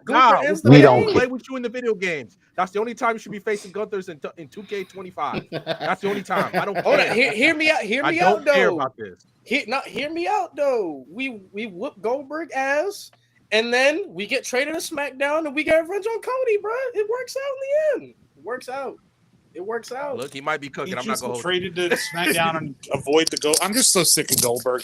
I'm sick of him thinking that he's better than he is. I'm sick of him thinking we want him to come back. I'm sick of his stupid fucking smiles every time he gets interviewed and they ask him about coming back. Sit your ass down, because every time you stand up, you have to get a drink of water and get a deep breath. Just fucking sit your ass down. Leave us alone. I'm so sick of Goldberg. I'm sick of him coming up in conversation. I'm sick of having to worry about him coming back to have matches. I'm sick of watching him almost die when he's walking to the ring. You definitely can't book him at Mania, because if you make that sumbitch walk to the ring at Mania, he's going to die. He's going to fall over and he's going to die. Just let Goldberg. Just let him go. My God. I'm so sick of it, bro. We can't let him go, bro. Gunther gonna give him the biggest beatdown ever.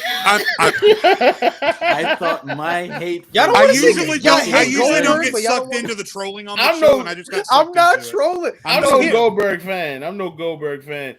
Like I stopped. I don't care if he comes back, loses to Gunther. It's whatever. I never care. As long as Gunther wins, that's what I care about. He gonna win. Trust. He gonna win. I mean, Gunther's gonna win, but that's all that matters. As long as if there's anybody Triple H would take a bullet for, that's not Shawn Michaels. It's 100% Gunther. Yeah. Do it at Backlash Mexico. I'm cool. Man, they had Gunther on the LFC show. They're in Mexico. Undertaker. I thought they were in St. Louis. Is it? Oh no! What's the pay-per-view that's in Mexico? What's the pay-per-view that's in St. Louis? There's no pay-per-view in Mexico. There's none yet. I could have sworn they announced one. No, I know they're working on Italy. It's gonna be at SummerSlam, bro. They're working on India for 2026 or 27. India. They haven't said nothing about Mexico. Just a show. They haven't announced anything. Just a show so far. I want to give y'all some right now. What's today's date? I want to give y'all some names that probably aren't going to be on WrestleMania that maybe could have been in storylines or different things. Do you want us to tell you if it's crazy or not? I'm just going to name some names. Y'all let me know how I feel about it. So Alexa Bliss, I mean, I thought she was going to do something. That's kind of wild. That's what's going through their head. She came back kind of for nothing. Sheamus could be in the IC title picture right now. Wild. Yeah, it's really not. Sami Zayn hasn't been on TV since the Elimination Chamber. And that's not wild either. Hold on, it's Sheamus though. It's Sheamus. I'm not gonna lie, Sheamus not being on Mania is not fucking. Yeah, it is. That's not crazy, but he could be involved in the Intercontinental title. He could, but it would just be throwing him in there to tell the same story they've been telling for 2 years. And then we finally get the payoff. That's elite. And the IC title picture is already kind of bloated as it is. Like I think. You have Dom win the title at WrestleMania, and then maybe Sheamus can take it from him or something like that. But he's cooking. He's cooking there. Because it's too bloated right now. Is Sheamus hurt, by the way? Because I can't imagine what they're thinking going through this European tour. But they're in Europe. Why isn't Sheamus there? He's cooking again. He's not doing nothing. Cooking again.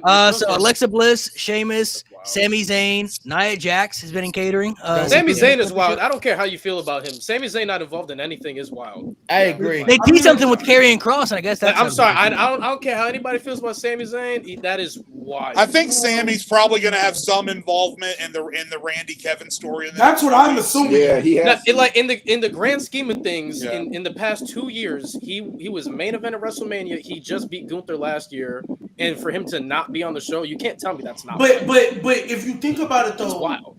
Kayfabe wise, yeah, he shouldn't be on the show. He got his ass kicked. Oh yeah, he got destroyed. So kayfabe wise, It makes I sense. appreciate it. Because if we would have came out the next week, I would have been pissed. So you think he cost KO the match against Randy? I don't know if he's going to cost him the match, but he'll be involved in some way. I think he does, actually. Especially if it gets a stipulation, it would make sense. I think it's going to be like a last man standing or something. And there were two people who just came off world championship runs, both Liv and Nia Jax. Liv should be on WrestleMania. She put in too much work over last year. She should be on WrestleMania. She will be. They'll throw a random tag title match. I think it's gonna be. If I'm being honest, it's going to be Raquel and Liv versus Bailey and Lyra. That's what I think. That's right. What happened to the IC title? Just send it to NXT, bro. Just send it. Doesn't matter. They got to figure out how to put it on WrestleMania. So random. It's just a throwaway. It's gonna be. That's gonna lead into Lyra versus Liv for the IC title. Random again. I said this earlier, and I said this weeks ago. This is exactly why the mid-card titles weren't needed, because we're already at WrestleMania. We're just at WrestleMania, and they already have nothing to do with these fucking titles. Right. I knew. Oh, and another mid-card title is Chelsea Green too. I don't think she's gonna be on. I think Chelsea will though. I think she will. I think she'll get a segment or something. I don't know if she'll get. I think she'll find a way to be on Mania. She'll do a little backstage segment. I'm gonna be honest with y'all. I knew the moment when they weren't gonna take the mid title series. The moment they had Lyra Valkyria be the second woman eliminated in the Royal Rumble. Yes. I said, I know you lying when I'm looking at 5 jobbers currently standing next to her right now. And you telling me that the Intercontinental Champion is the second woman eliminated? Y'all don't respect them titles. You wanna know y'all don't care. You wanna know when I knew they weren't gonna take those mid-card titles seriously? When they introduced them. And they kept the tag titles. That's why I was like, yeah. When they introduced them, I knew good and well, because I'm not gonna get into it again. I've said it before. Triple H, TKO, y'all fell to the pressure of the internet. I feel like the most craziest one out of everybody. I don't know, man. Alexa Bliss is kind of wild. It's really Nia for real. Especially since she came back in the Rumble, like you would assume, like, all right, we got some. Nia's kind of wild too. But do y'all think Alexa Bliss isn't doing it because the Wyatts? I was gonna say, I think Alexa is suffering because the Wyatts aren't there. I think if the Wyatts were there, they were gonna do. Alexa was gonna join the Wyatts. It's gonna be Alexa and Nikki versus Liv and Raquel for the tag team title. Well, it's because Bo Dallas is hurt, right? Like, yeah, he's legitimately hurt. Yeah, I would say Nia is probably the crazy because she just came off being the world champion and she's Queen of the Ring. From what I heard, they're just not doing nothing with her. She's just sitting back. That's kind of crazy. Yeah, that's crazy. Like, she's not even hurt or anything. And it's kind of crazy because it's not like they have any depth in that women's division. Why can't she just squash Chelsea? Why not? Because it's heel versus heel. Not squash her like. In the era, fucking heel and face, that shit don't matter no more. Yeah, but like she could. I'm not gonna lie. Another name is Andrade too. Somebody Andrade. That's not crazy. That's not crazy. He's not doing anything. He's not doing anything. It's not crazy, but it's unfortunate. It's unfortunate because he was there last year, but you know, it's a damn shame. It is what it is, and that's literally how I feel about Melo at this point. Like him and Andrade is in the same boat. I would say maybe Rey Mysterio, but I feel like they're gonna do him versus Chad Gable probably. Or that's probably what they'll do. Sorry, technically it's not Chad Gable. That is El Grande. Two different people. I'm sorry, two different people.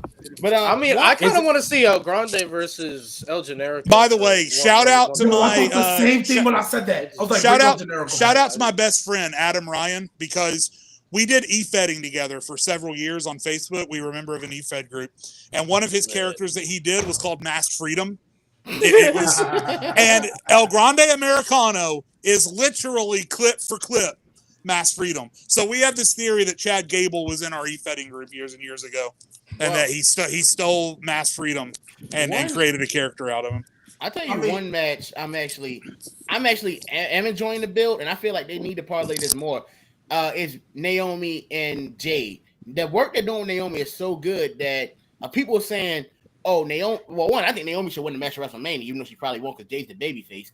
But not only that, not only should she win it, I think they should parlay to her winning Queen of the Ring and challenge for the world title at SummerSlam. She keeps the momentum going. Like a lot of people saying Money in the Bank, but I think it would do way more for Naomi if she wins. The ring for sure. I think she's going to win. I the ring. believe she's going to win. I think she's. She needs to win either or. I don't care which one, but she needs. So to I just haven't seen SmackDown, so I haven't seen what she did. But just based off of what, because I'm gonna watch. You need after to. The show. It was a really. Honestly, I was busy. My girl had an event that I had to help her out with. We literally got home at 5:30 and slept till 8 o'clock this morning. I don't know why we fell asleep that long. So I haven't watched SmackDown. So it is what it is. But based off of what I've seen from Naomi, I don't think she's going to win any of them because I don't think she won in this match.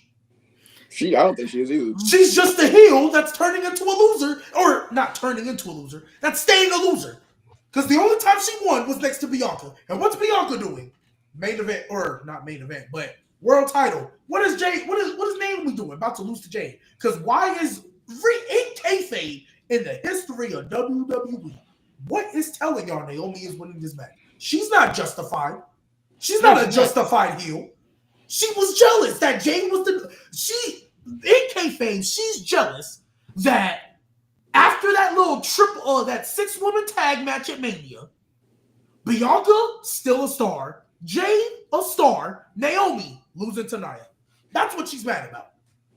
What in the world makes y'all think she's winning this match? And if she loses this match, there's no way you can go from that. Because WWE has a lovely thing of turning people heel and then them losing right away.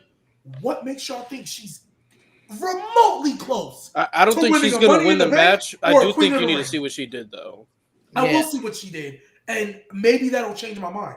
But you know, I don't think she wins either. But Lewis, you know how I feel. You know I hate when they turn people heel, and then they lose right away. There's no payoff. Yeah, I agree. There's no payoff. So I don't believe if I looked at all the women, right, on the main roster, whatever, that aren't going to be champions coming out of this, right? And I said, who would I pick to win Queen of the Ring? I promise y'all, and I mean this, and I get it. I know I can be hyperbolic. I promise y'all, I would probably pick somebody coming up from NXT before I pick Naomi to win Queen of the Ring. Well, let's see before how I pick them to win Money in the Bank. I promise you I would. Well, let's see how it goes after Mania, because I don't think she's beating Jade even though I think she the momentum, it will help her. But after Mania, if you keep her momentum going and let's say Bianca wins the world title, you got Naomi wins Queen of the Ring. You got a main event right there. Or not main event, but you know what I mean. World title match will be Bianca and Naomi. I don't know. Storyline wise, they could make that a main event pay-per-view match. And but you know they won't. But you know they won't. Sadly, yeah. But, you know they won't. But that story's that sounds like a right. But my thing is, just based on how WWE moves, there is no way I believe a freshly turned heel, that loses the big match for the reason they turned heel in the first place. Right. There's no way they keep up that momentum. There's no way. Because who does she feud with after that? Because Queen of the Ring ain't till July or June, whatever it is, because it's like the pay-per-view right before SummerSlam. So you got to do something with her to keep her momentum up for 3 months. And, mind you, they already suck with the women's division as it is. I have a theory. Have her, after WrestleMania, have her go to Raw, win the title, win the IC title from Lyra, and build off that to Queen of the Ring. So the Midcard champions winning Queen of the Ring? That's what it's happened before. Why not? For the women? No, not for women. Having like a Godman IC champion. Yeah, that's the men. That's the men. So let's start it with this. I think that's a good idea. I'm not saying we can't do it. I'm saying they won't do it. It's WWE. When do they care? They do not care about women like that. Sorry to bring it to the young people. They do not care enough.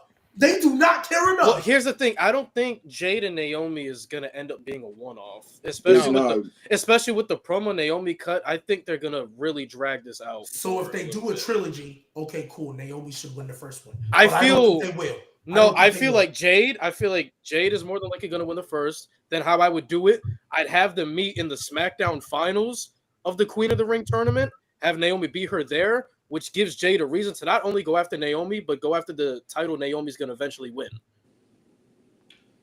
See, I like that. I haven't watched SmackDown, so I can't say too much. I'm going to watch it. I don't think it's not just I'm going to watch it with objective eyes, but Naomi. We also got to think about Bianca. Does Bianca have something Bianca's to do with this? And Naomi and Bianca, they got winning the Bianca feud. I don't think she won either of the things. I don't think she's feuding with Bianca. I think her and Bianca are together.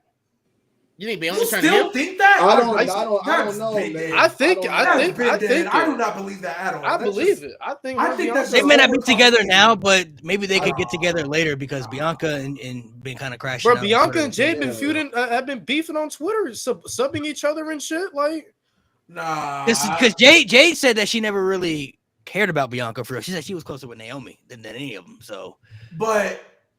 If you want to say Jade and Bianca have a feud just because they have a feud, fine.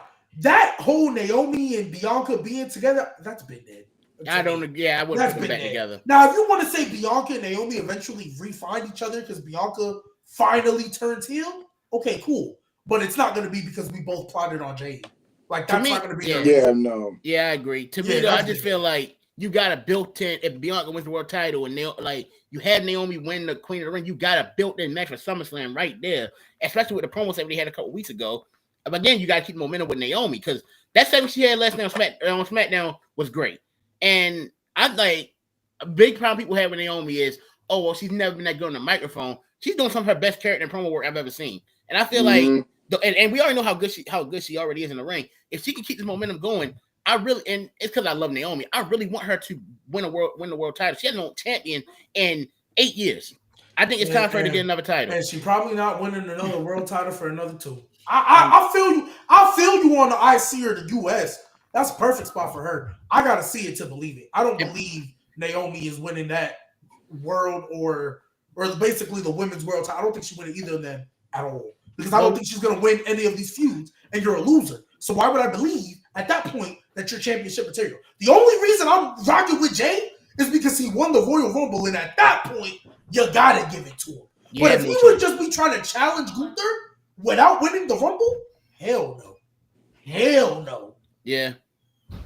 Yeah, I still think Naomi is costing Bianca the match at WrestleMania. I still think she's gonna play a part of that too. Because I wouldn't hate it because Io's retaining. Yeah, I think Io retains. Yeah, I think Io retains, and then they tell their story with Rhea and Io. Like Rhea has to figure out how to overcome Io for the world title, and then Bianca moves back over to the Naomi and Jade feud because now Naomi just cost Bianca the world title, so now it's personal. And Jade don't trust either of them now, so she's still involved. She don't trust Bianca. Yeah. She don't trust Naomi.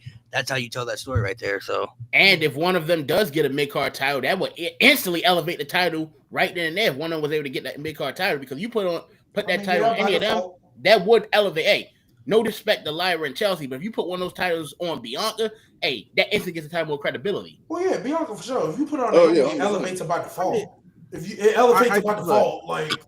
Yeah, I said it before we started the thing. Those titles should have went to veterans. Because people would have cared about them more immediately. And they should have never went to anybody. Bayley could have won that title. We wouldn't care. They don't know how to book it. They don't know how to book it. They don't give them time either. Like real talk, I don't care about Bayley. I don't care what she does. Only people I care about. And honestly, they're hanging on by a thread. I know y'all said Tiffany rebounded, but the fact that Tiffany got cooked by someone who can't cut a promo. Yeah, she got cooked badly. And I tell you crazy work. And I told Malik this reason she got cooked so badly was because as a rookie she was following the script too much, and Charlotte was going off script, and Tiffany didn't know how to respond to that. You're right. I mean, with Tiffany is that they're really making her like. I don't know why they're pushing her so overly baby faced, because when she was doing work on NXT as a heel, she was fantastic on the mic. Because we have someone like Charlotte Flair. Like Charlotte Flair is a more natural bitch than someone like Tiffany Stratton. Right. Like when Charlotte Flair be really cooking like that as a heel, no, she's one of the best minutes on that roster. You can't out bitch someone like Charlotte Flair going into a WrestleMania, if that makes sense. So I kind of get it. And also too, not only that, because Charlotte is way worse babyface than I think Tiffany ever will be. Yes. 100%. WWE also has a problem where other than Roman, they're cheering them. We got to keep them babyface. Why do you think it took the Street Profits so long? They should have been here. Oh, they're cheering me too much. I got to be babyface. Like that's they fall into that trap all the time. I feel like they do. And then I don't know where the name went. Whoever said it. I've been off the Finn Balor train. Okay, I've been off that. So I was forever ago. Yeah, I lost faith in Balor a long time ago too. Everybody should have. So I want to do something with you guys since WrestleMania is coming up. I'm going to give you guys some random matches, and I want you WrestleMania matches, and I want you to rank them how you rank them from 1 to 5. We think the best matches. So we'll go individually. So random will go first, and Menace. Everybody was going to rank their matches individually how you would rank them. So everybody's going to get a turn. Don't step in and say nothing. Kyron will go last. So I want you all to rank these WrestleMania main events all time. So just strictly how you would book it, how you not how you would book it, but how you would personally rank them from 1 to 5. So we got Roman Reigns versus Cody Rhodes 1 at WrestleMania 39. Kurt Angle versus Brock Lesnar, WrestleMania 19. John Cena versus The Rock, WrestleMania 28. Daniel Bryan versus Randy Orton versus Batista, WrestleMania 30. Undertaker, HBK, WrestleMania 26. Can you repeat it one more time? I'm sorry. Write it down. I'm sorry. Can you repeat it one more time? Roman versus Cody 1. Kurt versus Brock, WrestleMania 19. Cena versus Rock 1, WrestleMania 28. Daniel Bryan, Randy Orton, Batista, WrestleMania 30. End of it. Streak versus Career, Taker versus Shawn Michaels. Okay. So how would you rank those WrestleMania matches? All good matches. Not a bad match, but if you had to rank them from 1 to 5, how would you rank them? All right. So I'm gonna start from 5. 5 is Cena Rock. 4 is Kurt Brock. 3 is Roman Cody. 2 is Daniel Bryan triple threat. 1 is Undertaker Shawn Michaels. That's the best WWE match, in my opinion, that WWE has ever done. If we're talking that first one, it's the best match they've ever done. No, the second one. This is 26, the main event. Oh, 26. Main Then event. know what? Still one, but it's close now. The first one, that's the best match they've ever made. Like, I watched that. I can't believe they give that away on free TV on YouTube. You can just watch that right now. They should charge to watch that match. And are you also counting build and everything? It just matters how you do it. Some people do, some people don't. So however you want to do it. Some people feel like the build doesn't count. Some people feel like the build. I personally think it counts because to me, like when you're building up a match, that you're telling me why I should care about it. You know what I mean? So why should this match? Now sometimes the build doesn't live up to the match. If you look at Randy Orton, Triple H, the build is great, but the match wasn't as great. Sometimes the match is better than the build. You look at Charlotte versus Rio. Build wasn't that great. Match was phenomenal though. So it depends on how you want to do it. However you want to do it is how you want to do it. See, I did mine with a mix. It's just that I think both Cena Rock matches, I wasn't enamored with the once in a lifetime. Then when they did it again, I definitely was out. Like I just was not moved by the build or the match. Maybe because my expectations were higher. Yeah, I'm not gonna lie, you kind of lost me. I just wasn't moved by it. The first one is elite, but the second one, they should have. The second one is tainted. Should have never did it again. They should never. I was about to say the second one is tainted because it shouldn't have happened again. And CM Punk was the sacrifice. That's why I think the second one gets tainted a lot because they sacrificed CM Punk for it. And also they helped the Rock, and it also helped the Rock down there towards pelvis, so the match wasn't gonna be good anyway. Yeah, I didn't even know that. Yeah, Rock towards pelvic muscle like 8 minutes into the match. Oh, the second one, not the first one. The second one. The second one. Okay, I still think I'm looking at them. It's still, but it's your ranking. It's your ranking. It's complete. Menace, how would you rank them? So I got Taker HBK 1. I think, me personally, that's probably a top 3 WrestleMania main event that will ever be. Like, I don't think there will ever be a match better than that except for WrestleMania 25. Number 2, I got WrestleMania 30, Daniel Bryan, Batista, Randy Orton, specifically for the story buildup that was part of that match, and then just the overall like emotional aspect of Daniel Bryan being Triple H early in the night, then being the 2 other members of Evolution. So that's why I'm putting that number 2. Then number 3, I got Cody Roman, more so for storyline build purposes, but the match was still phenomenal. 4, I got Cena versus Rock, and then 5, Brock versus Kurt. G, what about you?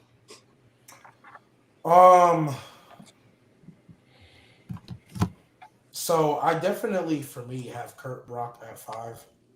I have that one at 5. Kind of wrestling between the 2, but I'm gonna put Roman Cody 1 at 4. And I'm only gonna do that because sadly I think number 2 is so much better, and the story and the emotion behind 2 is a lot more heart-wrenching and a little fearful, but a lot more heart-wrenching than it was behind 1. And then I'm going to put WrestleMania at 3. It's definitely more story carried than anything, but WrestleMania 3. And then I have Cena Rock at 2. I don't care what y'all talk about. That shit was elite storytelling, elite everything. And then Streak versus Career at 1 because I actually think that build to that match was better than the first one. Everyone thinks that. No, you'd be surprised. People think 25 had the better build? Yes. You'd be surprised. Yeah. You'd be Well, surprised, yeah. 26 had the better build. No, 26 was obviously the better build. 26 had the better 25 just had the better match. Yeah, 100%. If you had put 25's match with 26 build, we're talking about the greatest match in wrestling history. And nobody would ever touch it. And nobody would ever touch it.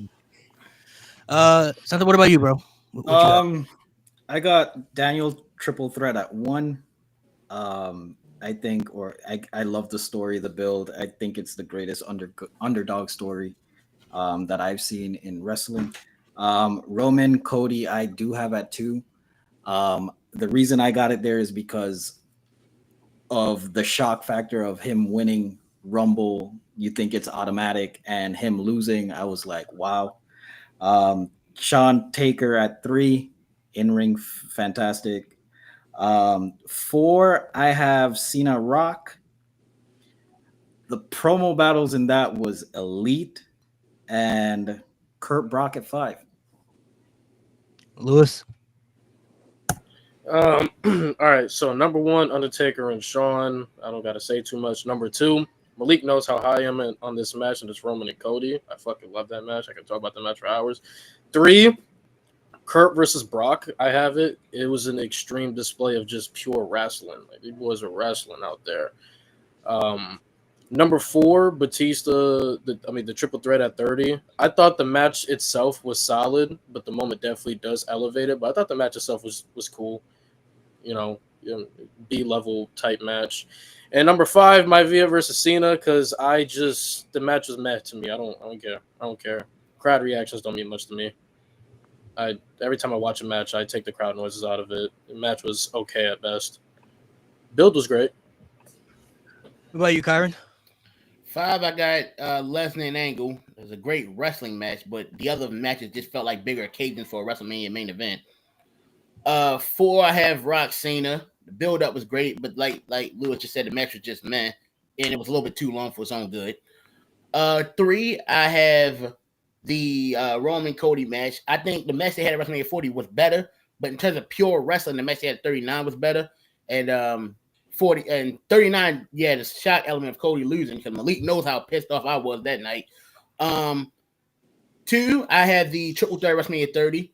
One of the best builds they ever had, and that moment of Bryan winning was great. And number 1 is Undertaker and Shawn Michaels. Okay, we'll do 2 more for y'all. So Glad we have number 1 right. I'm glad we got that one. So I guess I'll do my rankings for these 2. I'll do mine since I asked the questions. Number 5, I would have Kurt versus Brock. Number 4, I would have the triple threat match. Number 3, really? I would have Roman Cody. 1, 2, I would have Cena Rock, and 1, I would have Taker and HBK. Counting the builds and the matches, everything included. I'm surprised you have the triple threat that low.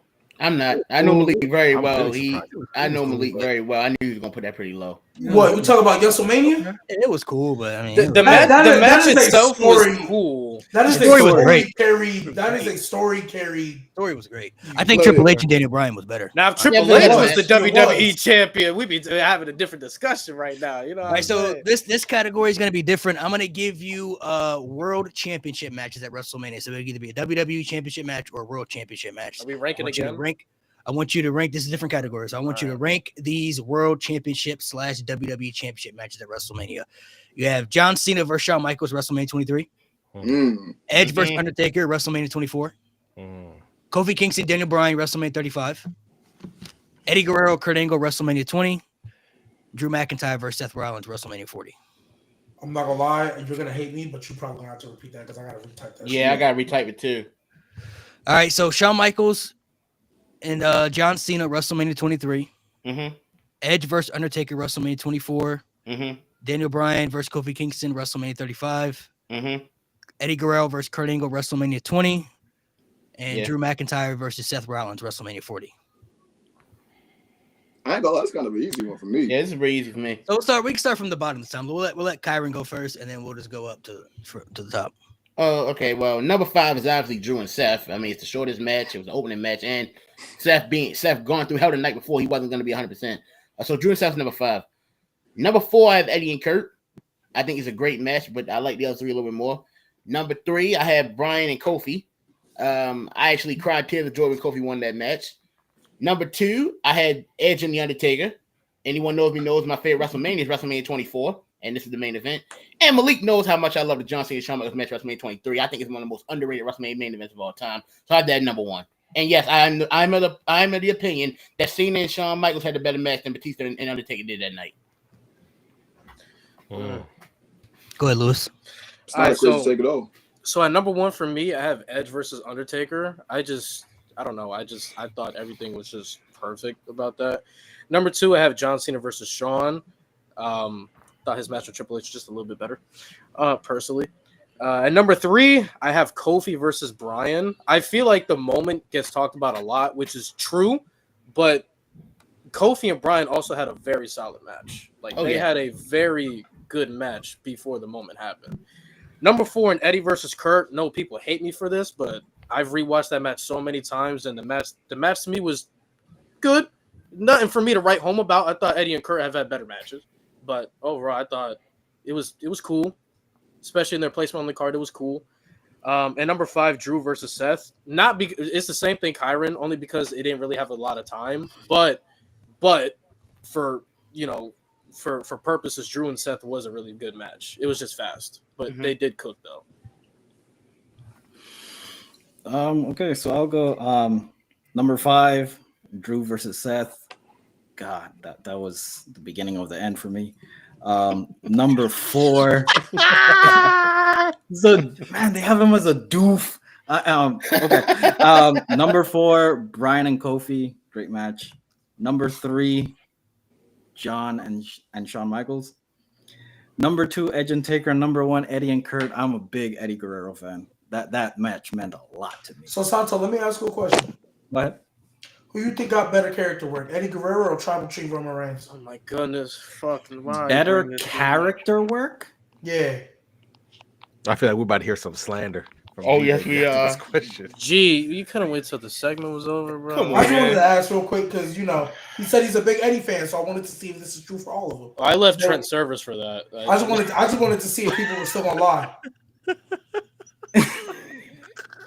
Better character. I mean, I'm gonna stick to it. I'm biased. Eddie. Yeah. See. I told you. But here's your thing though. But you just asked for better character. Impact is different now. If we really break down the nitty gritty, but character work is like we're taking like impact and actually decide. No. You're right. I am taking that side. I'm looking at how you were able. Oh, so you just think Tribal Chief is just a better character? Yes, I'm looking at how you were able to develop your character in that time frame of you playing that character. And I'm sorry. Yeah, Eddie was like that. It's not Tribal Chief, bro. Oh. It's not Tribal Chief. I'm gonna just mute my mic. Especially because to me, it wasn't that just Roman turned heel to me, right?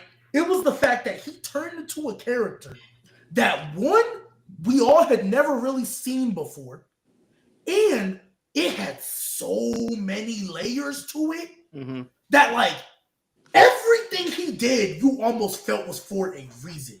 Yeah. Like especially when he was really introducing it, and it was like tribal combat. Oh, there's consequences.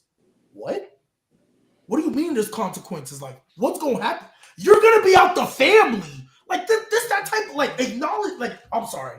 That's what I talk about when I look at the character. How you were able to develop, how many layers you had, and I think promo work technically goes hand in hand, but it can also be separated because you can cut a great promo, but like for example, that was the biggest complaint about Bray Wyatt for the longest.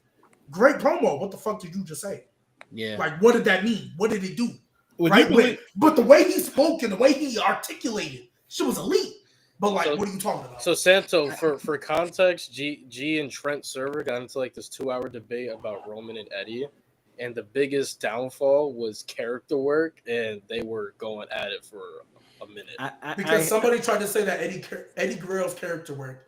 Because somebody said that Eddie was over Roman all time, and I was like, you can't have that argument. What are you talking about? And they said, well, I was like, obviously we know Eddie's better in ring. Nobody's gonna argue that, but that's not enough. If that was the case, HBK would be the GOAT, and he's not. So why? I was like, why do you have Eddie Guerrero over Roman Reigns? And then the first thing out their mouth I heard was character work. I was like, yeah, these conversations. You know, I actually had some friends at work try to tell me, and I couldn't believe my ears, that they thought Big Dog Roman Reigns better than Tribal Chief, and I told them, so you telling me you want to go back to when dog food promos and suffering succotash? That's what you telling me when you say Big Dog is better than Tribal Chief? Let's Santo. I hear what you're saying, and I would say I agree. Tribal Chief is the better character, sure. I think consistency to me matters and longevity. Eddie's character throughout his entire run was actually consistently great.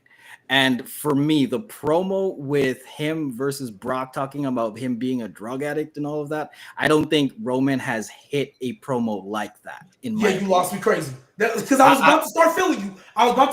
Because I could get what you on the consistency. Because even though I think Roman really only had 2 bad years of Big Dog, like it was really only bad for 2 of them. The rest were pretty good. It wasn't as bad as people think. I could feel you on that. But Roman Reigns, he ain't got a promo that hit the little drug addict one. Not to me. Yeah, that's crazy work. I'm not gonna lie. The Brock promo, elite. Who was he about to face? Was it Logan Paul? That's my favorite Roman promo of all time. That's my favorite Roman promo. That is my favorite Roman promo. All timer. The John Cena one when he finally got back at him, elite. Yeah, I'm not gonna lie. Yeah. We're gonna just have to agree to disagree because I don't think it hits like that. Yeah, that's crazy. But is it on me now for the people? It's on you, Jay. I'm surprised that didn't get worse. Because he was being realistic at some point. We can disagree on what the better promo, but he recognizes he don't got Eddie over Roman, so it's fine. So at 5 for me, Seth Drew. It was a finisher fest. We know Seth's back was messing up, so it was a finisher fest basically. Like it opened up with a Claymore. I was like, am I watching Brock Lesnar versus Goldberg? What are we doing? I struggle with these two, but I'm gonna just put Eddie versus Kurt because I'm not gonna lie, I don't remember too much of the build. I don't, so I don't know how good of a story it really was going into it. Brian Kofi, I do agree with you, Lewis. It was a solid match, but very story driven. And then I have HBK Cena at 2, and then Edge Taker at 1. What, Menace? So at 5, I got Drew versus Seth. Kind of the same thing y'all saying. Like it literally was just a finisher match, lasts only a couple minutes. The ending of the match was literally more exciting than anything they did in the match as a whole. Number 4, I got Eddie versus Kurt. Nothing bad about it. I just don't really put it any higher. Number 3, I got Cody versus Bryan. Fantastic story. I genuinely didn't see myself getting that emotional whenever that boy won, but I ain't gonna lie, man. That really made me sit there and be like, I love watching professional wrestling. Like that was one of them that like it kind of hit me. I ain't gonna lie. Number 2, Edge versus Taker. Just a fantastic story, fantastic match, great character work, all that stuff from the match. And number 1, one of my favorite WrestleMania matches of all time is John Cena versus Shawn Michaels. That is one of the greatest in-ring matches WrestleMania-wise. For me, I've seen in a good minute. Brandon, go ahead. All right. Like everybody else, I have Drew and Seth at 5. It's just Seth's injury, really. Just I think it really hurt both of them at that point, especially since to salvage that, the ending had to be what it was. Because I don't think Damian Priest cashes in. Then if Seth doesn't get hurt, then I got Daniel Bryan and Kofi. Like this is unfair, right? Like the build was great, the match was pretty good, and the worst part about Kofi Mania is knowing that it really meant nothing. They just fed him to Brock and it just moved on like it was. And I know it's unfair, but I can't take that part out of it for me. Now, for me, 3 is Eddie versus Kurt. Yeah, me is Eddie versus Kurt at 3. Number 2, and this was close, man. Like, thank God you had me go last because I was waffling. It's Edge, Undertaker, especially when you know the history behind it, where Undertaker really pushed for Edge to break the streak, and Edge said no, and he didn't want to. That. Yeah, so I mean that's very interesting. The Undertaker felt like this guy deserves it of all people that he's faced. And then number 1 is HBK Cena. Like I think it's highly underrated, a fantastic match. I think weren't they also the tag team champions at the time too? Yeah. They were. Yeah, so it's just one of those where like when people say Cena has the 5 moves of doom, he can't wrestle, blah blah. I throw them this match. Like, and it's just like respect what the man's done for real. And that's my list. That build was so star-studded because what was it? At No Way Out, it was Undertaker, Batista versus Cena and Shawn. That man is so good. Dude, So I'm gonna do my rankings. Obviously, at number 5, we all have Drew versus Seth. I wholeheartedly agree on that. Number 4, I have Kofi and Bryan. Good match, good build. Number 3, I have Eddie versus Kurt. I think that was also a good match, good build. Number 2, I have Shawn Michaels and John Cena. I've always felt with Lewis, I think Triple H and John Cena is better than that match. I thought that's John Cena's best WWE title match at WrestleMania to me. And then number 1, I have Edge versus The Undertaker. One of probably the most underrated WrestleMania main events that doesn't get talked about. Kyron, don't shake your head at us. Don't shake your head. I know. It's just I've had this debate with Malik for years. We've always gone back and forth about this. Like, now, me and Malik have been friends for 7 years, and we've had this debate since the beginning. He's always been seeing the Triple H. I've always been seeing the Michaels. And I've said this, seeing the Triple H had a better crowd reaction because it was a smaller arena. But I think Shawn and John actually had a better in-ring match, which is why I think it's the better of the two matches. I mean, just because you have a better in-ring match don't mean it's the better match, though. That's fair, but I actually rewatched both matches just recently just to see, and I You still better have the in-ring merchants at your house with pitchforks. Like, what was that bitch? Wait, Cena Michaels was the one where he drove through the city, right? In the Mustang? Yes. Yeah, that's the Mustang one. That was in Detroit. That was Like, I rewatched both matches. I don't know. That Cena gangster. They're both good matches. That Cena gangster entrance against crazy. Triple That's like H, you see it. Every time I watch that match, I just look for CM Punk as one of the mobsters.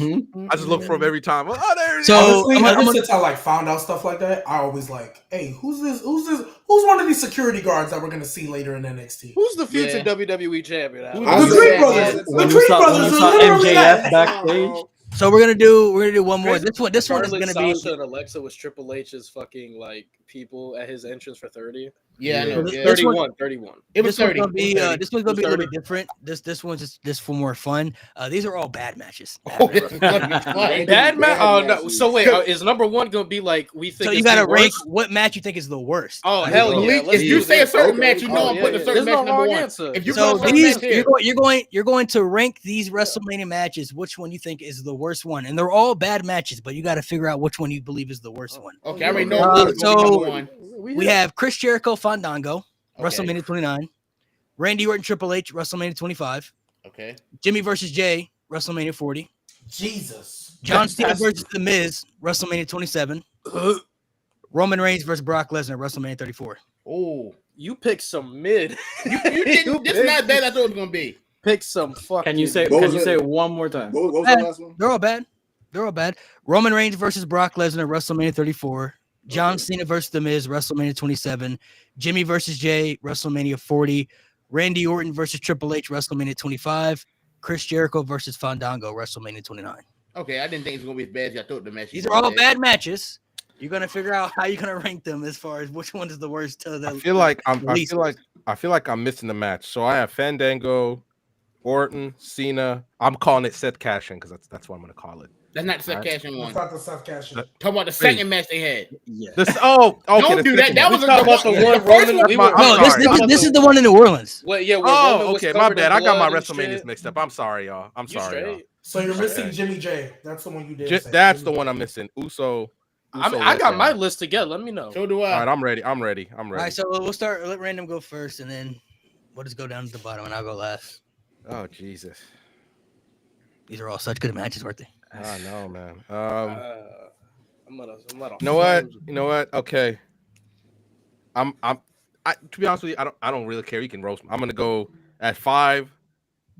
Okay. I'm gonna go Roman Brock. 4 Cena Miz. 3 Orton Triple H. 2 Uso Letdown. 1 Fandango Jericho. So you think Fandango Jericho is the worst match out of the 4? Hold on, gang. We'll get to the nitpicking I'm asking. in a minute. I'm asking. Yeah, number 1 is who he thinks the worst. Number 1 is the worst. Cool. And I'm not gonna hold you.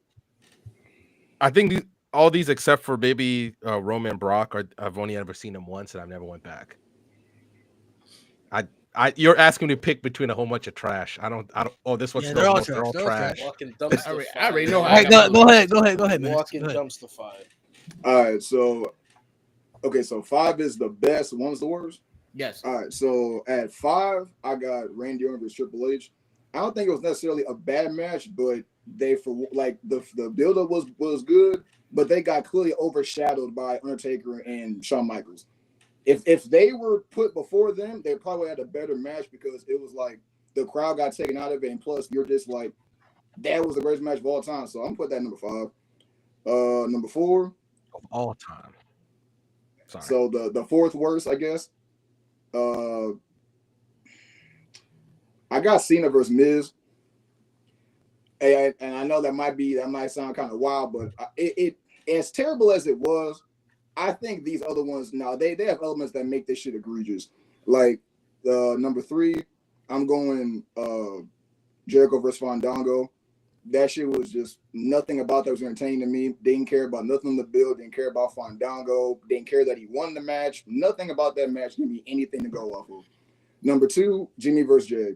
Come on, dog. You talk about one of the biggest marquee matches that was going into that pay-per-view. That shit was dragging. It was boring. They didn't have enough excitement. Didn't do enough cool spots to make me believe that y'all in a blood brotherly feud. Just number 2. And then number 1, I don't give a damn, is Roman versus Brock. You not about to tell me that I'm going to sit through 7 F5s, 6, 7 F5s that this man took?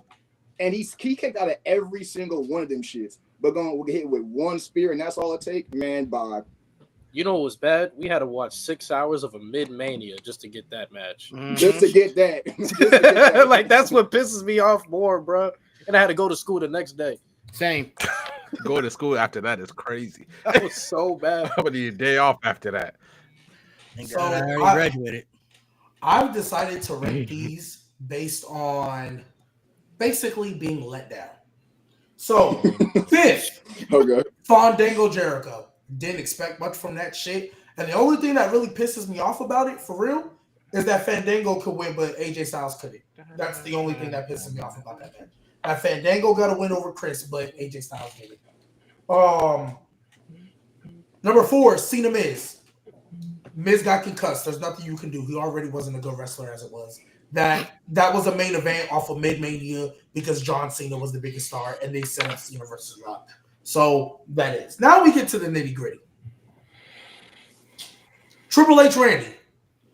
I do agree with you, Menace. You kind of convinced me. That's why it's not second or first, because you're right. I think people would view it a little differently if it wasn't the main event. And now, granted, I still agree with you, Malik, though. Should have had a better stipulation. But nevertheless, it would, it let down for for things that they technically couldn't control. So it was what it was. Now, oh my God. Jimmy Uso versus Jey Uso was by far one of the most egregious letdowns of a match because it wasn't hard. It was a layup. And they were JaVale McGee on Shaqtin' a Fool. Oh, damn. Like, I'm sorry. I get they weren't, they're not the greatest in ring. Damn. But, all they did was super kick each other. Yeah. That's horrendous. Jimmy Uso gonna yell at his kid to get off his phone and start watching him wrestle. Well, maybe there's a reason he was on his fucking phone. That shit, oh my God, bro. Can you believe that's one of the only bad matches on WrestleMania 39? Or WrestleMania 40? 40. I mean 40. I'm sorry. On 40? That's one of the only bad matches. There's not a lot of bad on those cards. And that's the bad one. But that's sickening. And then Roman versus Brock. It does hurt. It's also a bigger letdown as well because that Mania should have been amazing and it wasn't. Mm-hmm. And then we get to the end. Like you said, Samoa Joe got sacrificed 1 at 5. Braun Strowman 1 at 5. Everybody got sacrificed to him kicking out of 7. And he still didn't win the title. At least we thought, okay, well, this reign of terror that Brock was on will at least be over with. At least we'll have a champion that's on week-to-week TV. Nope, Brock still won. And then you had Roman come out the next week and basically say, "Oh, I thought Brock was going to the UFC. I thought he was leaving WWE." Basically, mad that Vince changed the plans, and that's what he complained about to the live crowd, mind you. I thought Brock was leaving. nigga. And if he was, you still lost. So if anything, he would have left with the title. You still lost, I told you, we sat through 6 hours of a mid-ass Mania just to get that shit. Santo, go ahead, man. God. So cutting through the feces at number 5, we have what the fuck? Randy and Triple H. Overshadowed, of course. Number 4, Cena and Miz. Concussion. 3, I have Y2J Fandango. Wow. The decision that was made to put Fandango over, just really head scratcher. Wow. Jimmy and Jey at 2. How people are saying they are spamming the emote for Penta. They spammed Super Kick. And Roman and Brock. The potential that could have been there. Like Luis keeps saying, he was edging the entire time, waiting for a release. It did not come. It's complete trash. It's dog water. It's whale feces. It's trash can juice. Throw it away. Just straight hot ass. It's bad. It's bad. Lewis, what's your ranking? All right. My criteria is I don't fucking have one because why would I give them a criteria? They suck. They don't deserve one. Number 5, Jericho versus Fandango. Feel like people gotta relax. The thing is, at least Fandango was over as fuck just when his theme song was taken over. So rightfully so. Realistically, even though we like it or not, he should win the match. And they did. Number 4, Cena versus Miz. Going into the match, didn't expect much of it. Came out of the match, didn't gain nothing from it. So it's kind of hard for me to it didn't have expectations. Number 3, Randy versus Triple H. I'm one of those people where I really don't give it the grace for going after Undertaker and Shawn Michaels. If you're great no matter what. And I feel like no matter where you are on the card, most of the time you should be able to deliver. And even though they went after Undertaker and Shawn, they still didn't deliver on their build. The match itself, I think is boring. It's very slow. I was just waiting for it to end. Number 2 is Jimmy versus Jey, because unlike Randy and Triple H, if the build up for Jimmy and Jey was a 9, the in-ring work was a -9. There's nothing to say about that. The match sucked. And at number 1 is Roman Reigns versus Brock. A big reason is because the amount of lore this main event has, for all the wrong reasons, is ridiculous. It's ridiculous, from Vince's booking to Brock himself saying he didn't like the match and throwing the belt at Vince backstage, and Roman and Heyman. That match has so much lore by itself. It's so fucking bad. So that's why it's number 1, plus the crowd reaction. I know I said I don't really play much into it, but the fact that people didn't care for the match and people was still surprised Brock Lesnar won, that shit was crazy. So that gotta be a number 1. Kyron, what's your ranking? 5, Jericho and Fandango. I mean, the match wasn't good, but we weren't expecting anything out of it anyway, so who cares? 4, Jimmy and Jey. I think it was the only flat-out bad match last year at WrestleMania, and it was the worst match of last year. But I hold the other 3 in higher regard because they were WrestleMania main events, so I feel like they need to be judged harder. Number 3, I have Triple H and Randy Orton. The build for it was great, but then they wanted to be cute. When instead of having to be a no-holds-barred match or a stipulation like we wanted, Triple H can't get disqualified or he'll lose the title. Then you had the match go 25 minutes. And a big thing I don't like, people say, it was destined to fail because they had to go up to Shawn Michaels and The Undertaker. That's not true. Because, and I told Malik this last night, if you go back and watch Triple Threat World Title match that happened right after Shawn Michaels and The Undertaker, the crowd is not fully dead for that match. So I don't want to hear Shawn Michaels and Undertaker killed the crowd. That's a big misconception. Number 2, John Cena and The Miz. I think this match is bad. And as the WrestleMania main event, you should never use the main WrestleMania build for next year WrestleMania. Also, Miz got concussed at the end of the match. So the concussion is an excuse because he didn't get concussed at the start of the match. But number 1, Brock Lesnar versus Roman Reigns WrestleMania 34 is the worst main event in WrestleMania history. The build, we were telling WWE for a long time, this is not what we want. We don't want it. Then you give us the match after a 7-hour-long Mania, which was already disappointing enough. And then, like you guys said, Roman kicking out of 6 F5s. And then throughout the crowd was never going to be into it to begin with. And after every finish, every kick out, the crowd just booed and booed and booed. You had announce table spot, Roman getting busted over the hard way, and nothing mattered. And at least you're thinking, I remember saying going into that Mania, just let this have this. Just let Roman win so we can move on. And then Roman loses. So it's like we got to keep going through this feud more. Now, I thought we were going to parlay it to next year's WrestleMania. Thankfully, they did it at SummerSlam. But for having that match be that bad, that tone deaf what the audience wanted, and then having Roman lose, that's the worst one. So my rankings, I would have Jericho and Fandango at 5, just because, I mean, I didn't expect much from that match anyway, so I wasn't really let down by how bad it was. In the 4th spot, I would say Orton versus Triple H. I feel like that was the correct main event of WrestleMania because that had the best build going into that WrestleMania. That build was better than Taker and Shawn's build. Shawn and Taker just stole the show.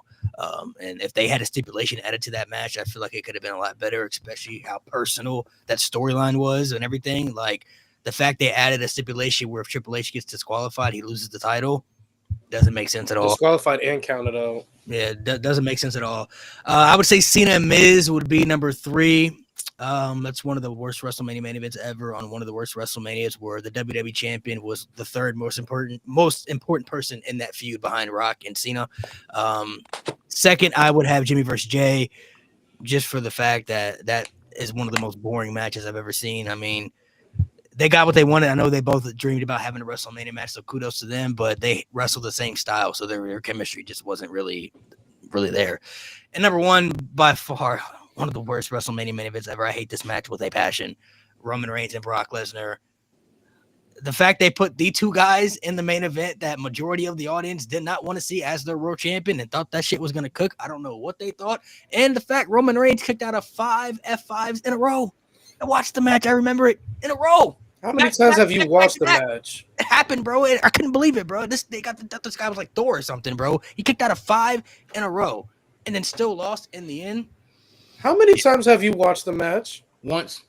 I've only seen it one time, but I'll never forget it. It's that that impactful that you watch it once and it just sticks. I'll never forget it, bro. I just like it for the car crash aspect of it. The first one, not terrible. He kicked out of the second one, not bad. But then he kicked out of 3 of them. These were back to back to back, like in a row.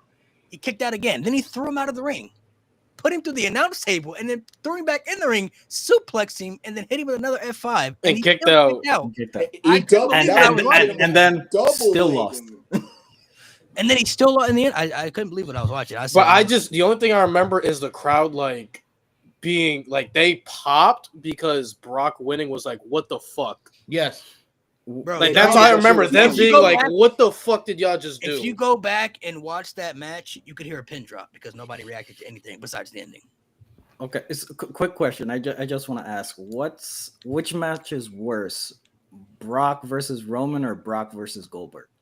Brock versus Roman by far. Brock versus Roman by far. Brock versus Roman by far. By far. They're both pretty bad though, actually. No, but it's by far. It's by far. I love watching Brock and Goldberg for the awkwardness of it. To be fair, I'm gonna say, but they both were kind of doomed. At least Brock and Roman, the Madison Square Garden crowd was entertaining enough. There was nothing entertaining about Brock and Roman. At least with Goldberg, to be fair, both matches were doomed from the beginning because people knew Brock and Goldberg were leaving, and they obviously didn't care about the match. And they tried to throw Stone Cold into it to try to make people care. The fans didn't care about it. Brock and Goldberg didn't care about it. There was nothing they could have did to make that work. And nobody cared about Brock and Roman either, though. So, and another problem with the build for Lesnar Goldberg and no one talked. And you can see if you watch the video package for the match. After Austin's named the referee, the build is mainly Austin versus Lesnar. It's not even Lesnar versus Goldberg anymore. I will say though, one thing WWE does very well, they can sell you on promo packages. If you didn't watch wrestling, you just watched the promo package, you thought the match would have been good. Oh, yes. You go back and watch the Brock and Roman promo package before the match.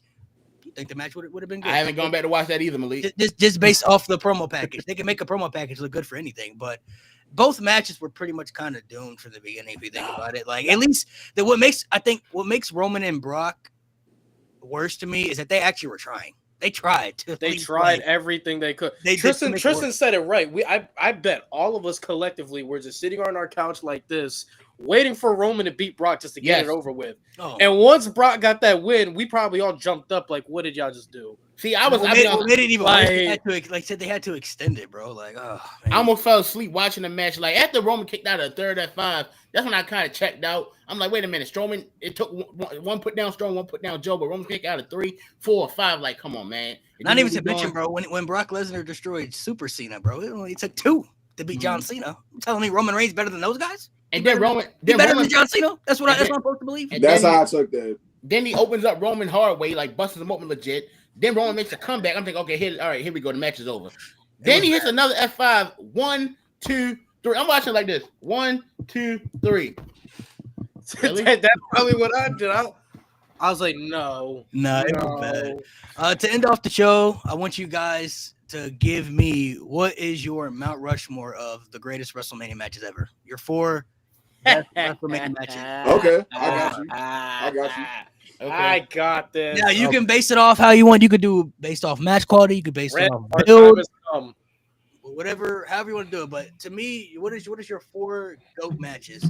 I mean, I can start if you guys want me to, because I already have my 4. I mean, I got my 4. So to me, the 4 greatest WrestleMania matches ever, I would have to say The Rock versus Hollywood Hulk Hogan. That's probably the best crowd reaction you'll ever see for any match. Also, a very good build. One thing that I also never understand what people say about this match is if you put the match on mute, the match isn't that good. I don't understand why anybody would watch any wrestling match on mute, because if you watch the Pandemic, you would understand that crowd reaction is heavily invested into what wrestling is. So, I have to say, Rock versus Hogan. I don't think it's a bad match either. I think that's one of the best WrestleMania matches of all time. Shawn Michaels versus Undertaker, WrestleMania 25, one of, if not the greatest WrestleMania match of all time for many people. I would have End of an Era, the Hell in a Cell match, Triple H versus The Undertaker. I think that's the greatest Hell in a Cell match ever. One of the best storytelling matches I've ever seen in my life. And then, honestly, at number 4, I got to go Roman Cody too, bro. I think that's the best WrestleMania main event they've ever had. The story, the moment you get from that, like, that's a match I feel like you had to just be there in real time to see. Mm-hmm. Like, you can go back and rewatch it, but like in real time watching it, you just knew it was special. Like, that's one of the reasons like I love professional wrestling. It's like watching that in real time was like, I know cinema gets used a lot in wrestling, but that was like real cinema stuff that we watched right there. That was like a movie that we saw. It's something you're gonna tell like your grandkids about. Like, oh man, you had to be there for that one, bro. Like, you can go back and watch it, but in real time, you had to be there to see that in real time. So those would be my 4. Rock versus Hogan, Taker and Shawn, 25. End of an Era, Hell in a Cell match, Taker and Triple H, and Roman versus Cody 2 at WrestleMania 40. I got my list. Yeah. This is just WrestleMania matches. WrestleMania main events. Matches, not main events. Matches. Oh, okay, can you skip me? Because I'm still going. I got you. Oh, you want to go? You want to go, Luz? No, we can go in order. For sure. So for me, I got WrestleMania 25 and 26. Just literally, I mean, WrestleMania, goddamn. Undertaker, Shawn, WrestleMania 25 and 26. I get my words out. I think both of them back to back are the 1 and 2 WrestleMania matches ever. Number 3, I'm gonna go with Rock Hogan. That was when I was thinking before he actually said it. And then number 4, this might be one people disagree with, but I'm going Kurt versus Shawn Michaels. I think for me at least, that is, in terms of a in-ring standpoint, that might be one of, if not the best in-ring WrestleMania match, aside from obviously Taker Shawn. Just from a classic wrestling standpoint, that match is phenomenal and it hits everything out the gate. Like, at the moment that match starts, you know, okay, they about to get this shit going. Like, and then just like, I like the storytelling where Shawn Michaels is out wrestling the wrestler Kurt Angle. Like, there's different elements in the match that makes it elite to me. So for me, I'm gonna put Kurt Angle versus Shawn Michaels. That's one of those matches where I ain't mad at it if you got it there. Yeah, that's in my top 5. I ain't mad at it. It's number 7 on my list, but it's on mine. It's on top 5. What's up? Respect. Lewis, you can go if you already have yours. All right. So for me, I feel like there's one match on here that people are gonna call me stupid for, but like Malik knows me, bro. Malik known me for too long. So number 1, another hot take. I think End of an Era is the greatest match I've ever seen. I think it's the greatest match of all time. That's just me personally. End of an Era, I got at 1. Number 2, I have Undertaker versus HBK at 25. And number 3, this is the match I feel like people are going to be surprised on. I feel like the build gets overlooked. The revitalization of this title and how the match executed on reviving the title. Gunther versus Sheamus I versus knew you were Drew. gonna say that. I have as a top 10 WrestleMania match of all time. It's in my top 10. I It's need in to the have. value. I need to have it here, man. Because it was the match that really truly embodied what the Intercontinental Championship is supposed to be, and those three men revitalized that shit. And Titus on commentary, goat. And 4 is WrestleMania 17, Stone Cold versus Maivia. I can go. Put him on there. Okay, these are just my top 4 favorite WrestleMania matches. Number 1, Shawn Michaels versus Gunther at WrestleMania 25. Number 2, Cody versus Roman at WrestleMania 40. My reaction to Cody when I legit fell on the ground. My best friend, she texted me, called me crying tears of joy when Cody won. Number 3, this is probably the one. This is a match that WWE won't ever bring up again, but I love this is a personal favorite. There's a WrestleMania 20 main event between Shawn Michaels, Triple H, and Chris Benoit. And number 4, I'm surprised no one brought this up yet. Stone Cold versus Bret Hart, WrestleMania 13. Yep. Ew. Oh, Mo, you missed out, Mo. Hey, Kyron, you might look at me sideways. I thought the triple threat at Backlash 04 was better than 20. Look, I think the Backlash match is great too, but I think the 20 match is just a little bit better. But I think it's great. It's a great triple threat as well. 20 is special, but the one at Backlash is pretty good too. Who? Everybody else have their list? G go ahead. Straight 2020 matches. I'll let you go, and then Random, you go last. Okay. G go have straight 2020 matches. No order in particular. I got Taker and Shawn. Phenomenal in ring, great story, highlights. Everything is just great. Next, I got Rock and Hogan. My God, that's peak wrestling fandom right there. I have Cody Roman as well. Fantastic story, build, everything, culmination of it, just fantastic. Which one, WrestleMania 40? Or 39. I mean, in ring, I like the first one more, but I would go with totality. I would go with the second one. And at 4, and no one has said this, TLC match. Edge Christian, Dudley. That was mine. That was number 5 on my list. That was number 5. Oh, you put the TLC match. I put the TLC match on that. When I saw that as a kid, I was just wow. Just people can actually do this in wrestling. Whoa. I have it. Imagine seeing Edge Spear Jeff live like that. It's on my Mount Rushmore because I feel like that's the reason every year we talk about putting on the ladder match on WrestleMania. That's a fact. Yeah, I feel like that's the reason we talk about.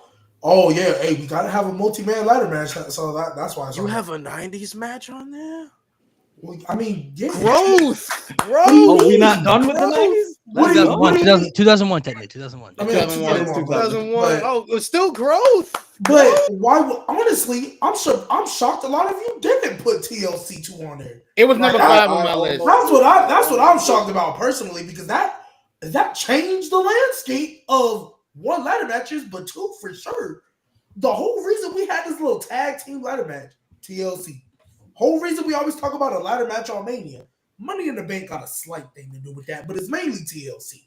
Yeah. Right? But it's TLC, it's Roman Cody 2, it's Shawn Michaels and Taker 25, and the end of an era.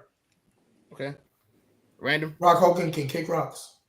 That's a great match. I thought he was gonna go before me. Everybody else went. Yep. Okay. Oh, all right. My number 1. I don't care what anybody says. I watch this match at least once or twice a month. Is Undertaker HBK. It's the best match, start to finish, that WWE has ever made. And to this date, have there been some that have come close? Yes, but I watch that match, and every time I know Undertaker about to jump over the ropes and almost kill himself because that cameraman don't catch him, and I'm shocked every time. Like, I'm exhausted at the end of watching each one. Number 2, Kyron said it. It's my WrestleMania 20 triple threat, where it's Chris Benoit. God damn it. I wish I could talk about Chris Benoit openly. I wish I could, because he's if he doesn't do what he did, I think he's comfortably my favorite wrestler, because he's one of the reasons. The first match I ever watched, first WWE match I ever watched, was a Chris Benoit match. Number 3 for me was TLC 2. the spectacle, like Santo. I couldn't speak English when I watched this match, so I'm just like I was like Chris Benoit, like I was like hitting my mama and speaking to her in Swahili, like, what is happening? Are they okay? How do they walk out of that? And then number 4, Luis, you and I on the same timing. It's the Gunther triple threat. Yeah. Gunther can do no wrong in my eyes. Gunther is fantastic, and that's one of the best triple threats. It's not, if I did a triple threat ranking, it's number 2 on my list. And then number 5 is one I don't think anybody will. It's the Firefly Funhouse match. I think just the originality of it. Obviously, it's in my opinion, short of the Tribal Chief Roman Reigns, the Firefly Funhouse match, in my opinion, is the best part of the pandemic era of WWE. I think the potential of it, if that was going to go on, the kind of career dissection we could have had with other wrestlers. Imagine like Randy Orton, or even a Triple H, or even I know Vince would never do something like Vince going through something like that would have been fantastic. I know it's not a match, so to speak, but like no other person is ever dissecting their career like that. That's fun. Yeah. And the story's fantastic. Can I just say something right quick? I mean, I know I don't like the doof Drew McIntyre, but the best part of the pandemic, I gotta give him some respect. Drew was definitely one of the guys carrying that. Drew carried that. Yeah, Drew was I only talked 2. Drew was there, but I like Big Dog. What do you call it? The Tribal Chief and the Firefly Funhouse match, and then Drew was 3. Drew did his thing during the chat for matches. Just a quick honorable mention to Steamboat and Savage because they deserve it. That's not even in my top 10 anymore. Oh. Yeah, I don't know if I had that in my top. Hey, yo. After the last couple years, some matches I had to rearrange the list. There's some matches that have passed it now. Hell, I don't even. When I redid my list a couple weeks ago, that's not even. I gotta get Bobby on. I don't even have that. I don't even have that. That's not even my favorite Randy Savage WrestleMania match anymore. I'm switching to Bobby right now. Like it's not even my favorite Randy Savage WrestleMania match anymore. Like I've redid my list. I'm not gonna lie, Tristan. I'm not gonna say nothing because I'm gonna end up slandering. It's not even that. It's not that either. No. It's not. It's just how I feel about. You're say something weird. Like I understand the spectacle of Rock Hogan. I just from the moment, obviously, I was late to seeing. I understand what he did for the business. I've never liked Hogan. I don't either. And then most people don't. Like I legitimately believe Randy Savage could have done everything Hulk Hogan could. Vince just like Hogan. He was a better promo and a better wrestler. Yeah, sure. Savage is better. I'm just like just get Hulk Hogan off my screen. I don't want to see him there. I hate watching Raw because they'll do that one random. Here's a beer by Hulk Hogan. Honest, why would I drink what that? happened on the first Raw? Yeah, Hogan ain't gonna be on TV anymore, which is funny because the people don't because you got them now. They're inducting actual matches into the Hall of Fame, which is a great idea. Someone said, "Oh, Hogan and Andre should be in the Hall of Fame." Yeah, it should, but they ain't gonna do it till Hogan's gone because if he goes out there except to talk about it, he's gonna get booed. It's different. It's different.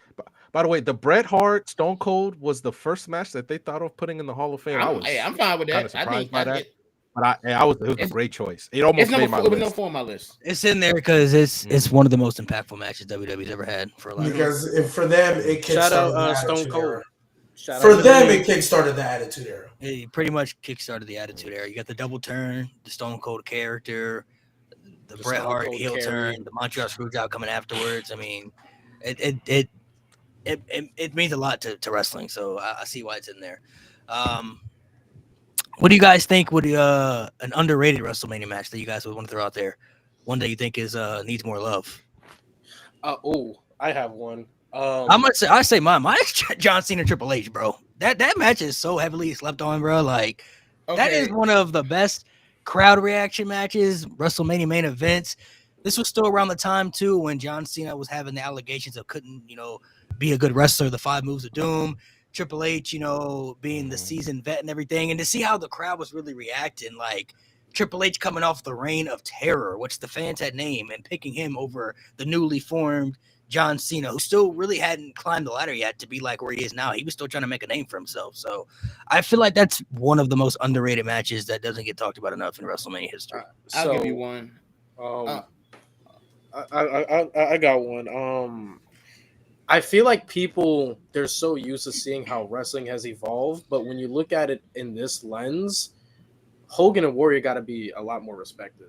That match has to be respected a lot more. Like when you watch it in the lens it came out in, the environment, the spectacle, the build, the stipulation of it, like it is literally a top tier WrestleMania main event. And the fact that people shit on it because it's like, oh well, the in-ring work isn't good, but that's what a classic was back then. It was supposed to be all these big moves. It was supposed to be, you know, gravitating and character work and all that shit. And Hogan and Warrior's main event, like really like embodied two of the biggest stars of professional wrestling, two of the best champions of professional wrestling at the highest stakes. Like that match needs more respect for the time it came out in. It's top 10. It's top 10. I think a match that needs more respect is actually the inverse of what you just said, Lewis. This is actually number 6 on my list. I think this is the best Ultimate Warrior match, and that's his match with Randy Savage at WrestleMania 7. I think that match told an incredible story with it being career on the line. Both of them kicking out of each other's finishes. And, of course, Warrior winning, and then the moment with Savage and Elizabeth elevates that match, which is why it's number 6 on my list of my favorite WrestleMania matches. That match doesn't get talked about enough, and that should have been the match that made WrestleMania 7. Fair game. Also, for WrestleMania 19, Shawn Michaels and Chris Jericho is the best match on that card. Yes, it was, and it doesn't get talked about. For sure. G, you got yours? I mean, there's not really a match I sit back and think of that I'm like, yeah, people don't talk about it enough, at least positively anyway. I mean, if I just had to pick one, shoot. You gonna pick a? You know what? It gets talked about, but not in like this is one of the greatest matches we've seen, especially like for the women. I think Bianca Belair and Becky Lynch is like damn near an all-time classic for women, and it doesn't get talked about that way. It is. It just gets talked about like, yeah, that was a really good match. But it's probably really, the best match on that Mania. I was about to say, it's really this is an all-time women's match classic, but no one talks about it like that. It's in my top 10, and I think Becky and Bianca is better than Bianca's and Sasha's match, and I think it's better than Rhea and Charlotte's as well in terms of like because of the story. I actually agree. That's in my top 10. I was there for that match. It was a great match. Dog, I almost shit myself when fucking Becky hit the pump handle slam at the beginning, and I was like, "Oh fuck, not again." They went there. I was like, "Fuck." That was a great Bianca was on some John Cena shit where she kicked out like that. I was like, "Oh fuck." They would have done that. That's one of those matches where that's one of those matches where they made up for what they did by Bianca getting squashed. Yes, they saved Bianca with that match. They gave her every accolade in the book to revive her. Soul Survivor, Elimination Chamber winner, and then they capped it off with that. Exactly. So it was really good. Because remember at the time when she lost, I was like, "Yo, what the fuck?" Bro, when she lost, I thought she was cooked. I thought she was buried, but not. And then this is why I hate when people keep bringing it up like now. Y'all remember what she did on the way to Becky Lynch? Y'all remember what she kept doing? That's why I hate when people bring facing it up. Carmella. Well, that too, but she kept KOD and Piper Niven. That's all she did. Like she did it like 3 times, and every time she did it, they would slowly pan that camera out. The crowd starts rising up crazy. Oh my god, they built it up very well. So what about so when they do it now, I'm like, bro. Well, Rollins and Cesaro's a good. Santo, what you got? You got a match you want to throw out there? And Random said it. It's a damn shame. Can't really talk about Benoit like that, but Chris Benoit, Kurt Angle. That's a good one. My goodness, the counters. Just I got a taste of that a little bit with in newer wrestling with Jack Sabre Jr. and Danielson. Yeah. But Kurt and Benoit, just seeing them counter each other's submission over and over. I was just in awe the entire match, but unfortunately, we understand why we can't bring up that name like that anymore. Random, you got a match? Lewis said it. Chris Jericho, Shawn Michaels. It's one of those where I used to hate on Chris Jericho a lot when I was a younger fan, and then you kind of look through his catalog and you're like, damn, bro was cooking. Like he was cooking a lot, and obviously Shawn Michaels can get a good match out of like me, and I'm still trying to be able to learn how to run since I messed up my ankle. But like when you get two of them in a ring like that, and it was fantastic. I think the story's pretty good too. And also I guess to do honorable mention, y'all remember that 6-pack challenge when they had like Naomi. WrestleMania Naomi, Naomi, Alexa Bliss, and Mickey James on them. Yeah, that's another match. That I was at that WrestleMania. The only reason I'm saying that because I've just been watching matches lately, and I was like, this is pretty good. Yeah. I don't know how many women's matches y'all talk about, but why not? Gee, why you looking at it like that? I just didn't have the guts to say it, so I was at WrestleMania 33. I don't think that match is underrated at all. It was okay. It was an okay match. Gee, I'm sorry. I'm sorry. If they actually had more investment into that match, it could have been a lot better. But it was okay. All right, I'm gonna turn my camera off. I disappointed G. It was random. I'm with you about Jericho because I used to hate as a fucking kid. Nobody's face pissed me off more than Jericho. Every time he would, I've told us to Malik on why Jericho's such a top tier here. This motherfucker would come out with his belt, stand there for like 5 fucking minutes, not saying a word, and just leave. Like I fucking hate you. Why'd you waste 5 minutes of my life just looking at you and say nothing? Menace, you got a match? What's your match, bro? Yeah, for me, I don't know if it's necessarily underrated, but because I think it's pretty accepted, like pretty decently. But for me, it's the Hardy Brothers, WrestleMania 24, 5, whatever it was. Their 25. Jeff was Matt. Mm-hmm. I like that entire story build. I like everything that they really did, where it was like, because I remember watching that as a kid. Jeff Hardy was my number 2 behind Batista. So Matt Hardy was public enemy number 1 in everything he did. The way he walked, the way he breathed. That boy was public enemy number 1. And I'm like, nah, that boy got to go, right? Yeah. He got to go expeditiously. And a lot of people in Menace said your shoes whack. A lot of people don't like that match. Or have said they don't like that match, but I thoroughly enjoyed the match. The bill was a little crazy. I ain't gonna lie. And Jeff trying to get murdered by his brother and everything. People are just upset the match wasn't for the title. That's what I feel like. That's what they're. Yeah, the match is not bad. It's not bad. It's actually a lot better than people think it is. The twist of fate into the chair. That was one of the. That's one of the greatest. That's one of the craziest spots I've ever seen in WrestleMania. That was tough. Gang, what you do? This what you talking about? No, he talking about the match. No. That's not the WrestleMania match. That's not the WrestleMania match. That's not the WrestleMania match. For the SmackDown Women's Champion, is it not the WrestleMania? That's the Backlash match. That's the match. Nikki Bella wasn't in. Do I see a ladder in the back? Bro, I swear to you. No, this is what I get. This is what I get for watching the match. This is pretty good. So they had hold on. That was the G-Baby. Let me tell you. I watched the match yesterday. I said, "Oh, this is pretty good. How come nobody talks about this?" And then it just happened to he asked the question. I just wanted to mention. I'm sorry. No, I'm sorry. Two other matches I will throw out there that I feel like this is it. Two other matches that I want to throw out there that I feel like nobody ever thought was going to be good. The men's showcase at WrestleMania 39 was really, really good with the Street Profits and Alpha Academy and Strowman and Ricochet. That match was way better than anybody expected. And honestly, a match I just rewatched yesterday, bro. That Ronda Rousey debut match at WrestleMania 34 is crazy. I rewatched that like 2 weeks ago. It was great. That might be the best debut match anybody. That was the best match at that WrestleMania.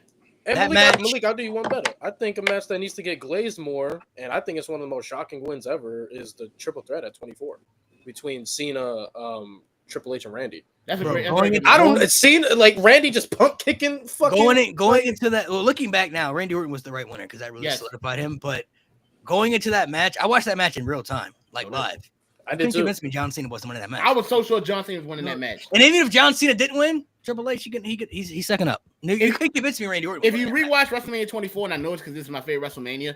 I'm watching it right now. They actually had because they got in a vote right now. They actually had a poll asking fans who they thought was going to win that match. And Randy was nowhere near. Randy was nowhere near. Like Randy got like 6 or 7%. John got the most in Triple H. Nobody thought Randy Orton was. Bro, I watched that entire build up, like from like show to show. Like it made all sense in the world. Not saying it's a bad decision, but the way they built up that match, it made all the sense in the world for John Cena to win. You know what pissed me off too? Bro, he wins the Rumble. He says, "Fuck that! I'm going after the title immediately." Goes to No Way Out. Randy smacks the shit out of the ref and says, "Nope, you ain't getting this shit."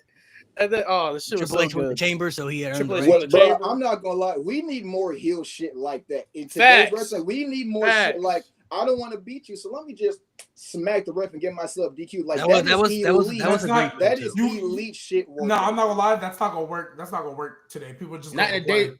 Yeah, They just exactly, gonna complain. G. Oh, another DQ finish. I was gonna say exact same thing. Not in the day and age of Twitter. Man, fuck you. Eat the pig. I can see Eat the Pig getting away with What pissed me off too is that the next night on Raw, when they played Triple H and John Cena's music, and then Randy came out afterwards, like, yeah, y'all thought they had it. Yo, as a little kid, I hated. As an 8-year-old kid, I hated Randy Orton so much. That was dumb. I always loved Randy. I'm in the minority. Do y'all remember the Jericho Fatal more than 5-Way? Randy. I swear to God, on my soul, I did. Do y'all remember the Fatal 5-Way they had at WrestleMania 36? Vividly. For the SmackDown Women's Championship? Yeah. Do y'all remember that? I remember of it. yeah. I know of it. I'll be honest. Do y'all know who was in this match other than Bayley? Bayley, Sasha, Tamina, Naomi, and Sonya Deville in there? Lacey fucking Evans. Lacey Evans on Mania. They were still high on her at the time too. They were still I'll high be on her. honest. They was, man. They was hot. This is real. I've never fully watched WrestleMania 36. Outside of the Boneyard, the Firefly Funhouse, I've never I've watched night one, but I've never fully watched WrestleMania 36, and I have no plans of doing so. Yeah, there are some matches gotta- actually on there that are really good, but I got I a know. question for y'all, and real quick, I got a question for y'all. Just y'all think about maybe talk about it on another episode. But this was the first time I actually reached out to Luis because I asked him this question, if you remember. And maybe y'all can rumor about it. I think John Cena versus CM Punk in Chicago. Obviously, Money Back. The only reason I'm actually not because I have no idea when I'll be back. I think that's one of the most important matches of not just the 2010s of all time. Agreed. that's the first. So Important? John Cena is my favorite wrestler of all time. Mine too. Growing up, I grew up in the peak Cena era, so that was my Absolutely. guy. Like that was my dude right there. Like he's one of the main reasons like I really started watching WWE a lot. But the reason why CM Punk is one of my favorites as well, he was the first guy that made me root against John Cena. The first time in my life I rooted against John Cena in any match watching. I was like, bro, this guy CM Punk. I mean, I was already a big CM Punk guy, but after the Pike Bomb movement and stuff like that and the story, I was like, nah, he literally could be the guy. If they want to put him in that spot where Cena's at, he literally could be that guy. Like that's how I was feeling at that time. Only reason I would, I mean, it's definitely iconic. It's my personal CM Punk. I mean, John Cena best match. Me personally, I think that's the best match I've ever seen John Cena do. It's not. I get it, but to me, because I'm counting in like the story and emotion behind it, Makes sense. Only problem for me. The reason why I don't feel like it was like one of the more important ones in history, because it changed nothing. They fumbled. They fumbled. Yeah, they fumbled tremendously. Tremendously. It changed. I agree, but so my only thing. CM Punk leaving changed more than him winning that. He left for a week. Yeah, so my obviously there's back with a megaphone. problems with it. Now, I've always wondered. There's another universe out there where, what if Cena won that match? Because that was the first time when me watching where like Cena was like, bro, Cena not beating the Hogan they might murder him. They might murder him. Hey, and you know what's crazy? If Cena would have won that match, he would have came out and would have feuded with Alberto Del Rio. I will say,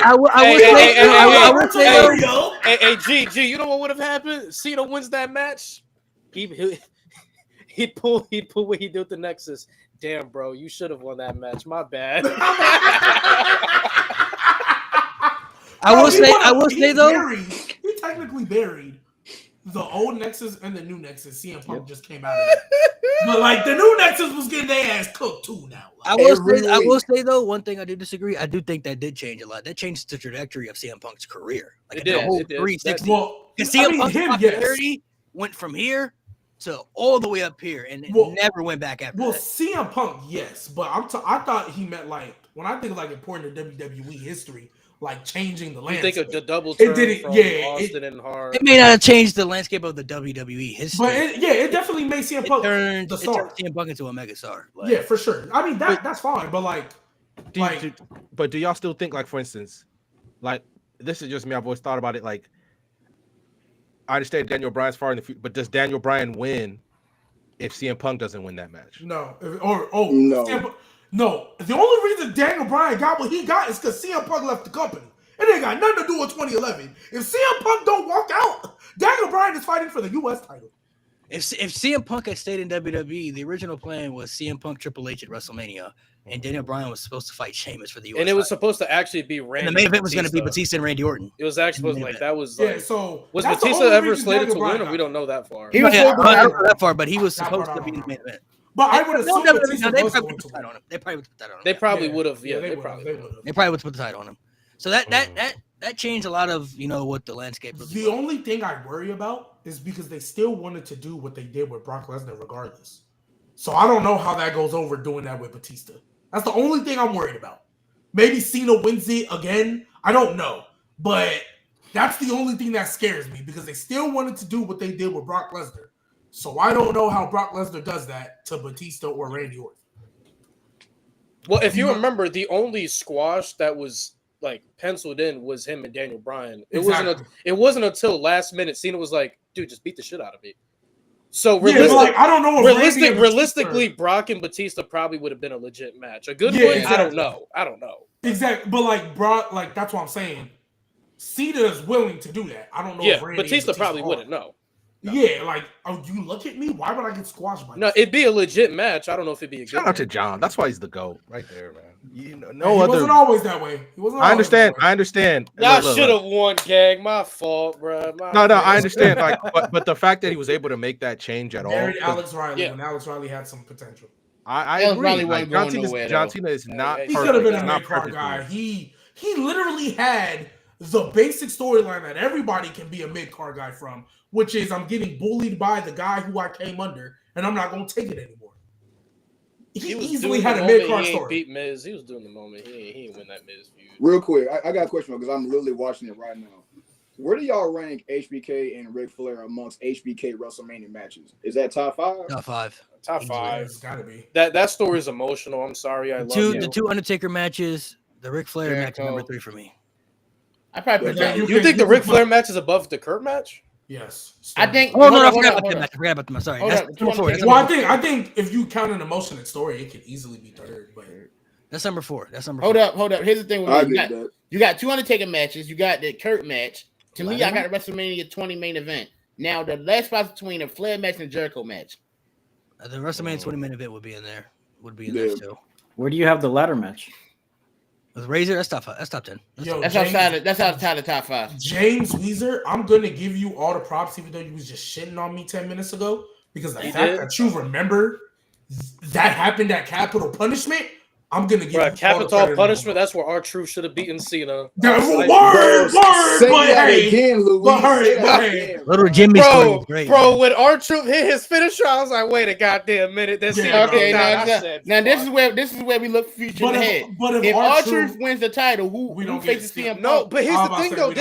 This was the time frame where they were still giving world champions 1 week title reigns, so Cena could have won it back later on. Like, I mean, yeah, but it would have been like that'd been kind of nasty though. Hey, I had to watch my favorite wrestler of all time get his ass stomped out by Randy Orton for a whole fucking calendar year. They could have made it work. Because it never could have made it work. It never should have been him. That would have been nasty work. Hey. Edge was supposed to hold that thing. Edge was supposed to hold that thing till Mark Henry put him in the Hall of Fame. Shut up. If we're being honest, Edge was supposed to be the first inductee into the Hall of Fame.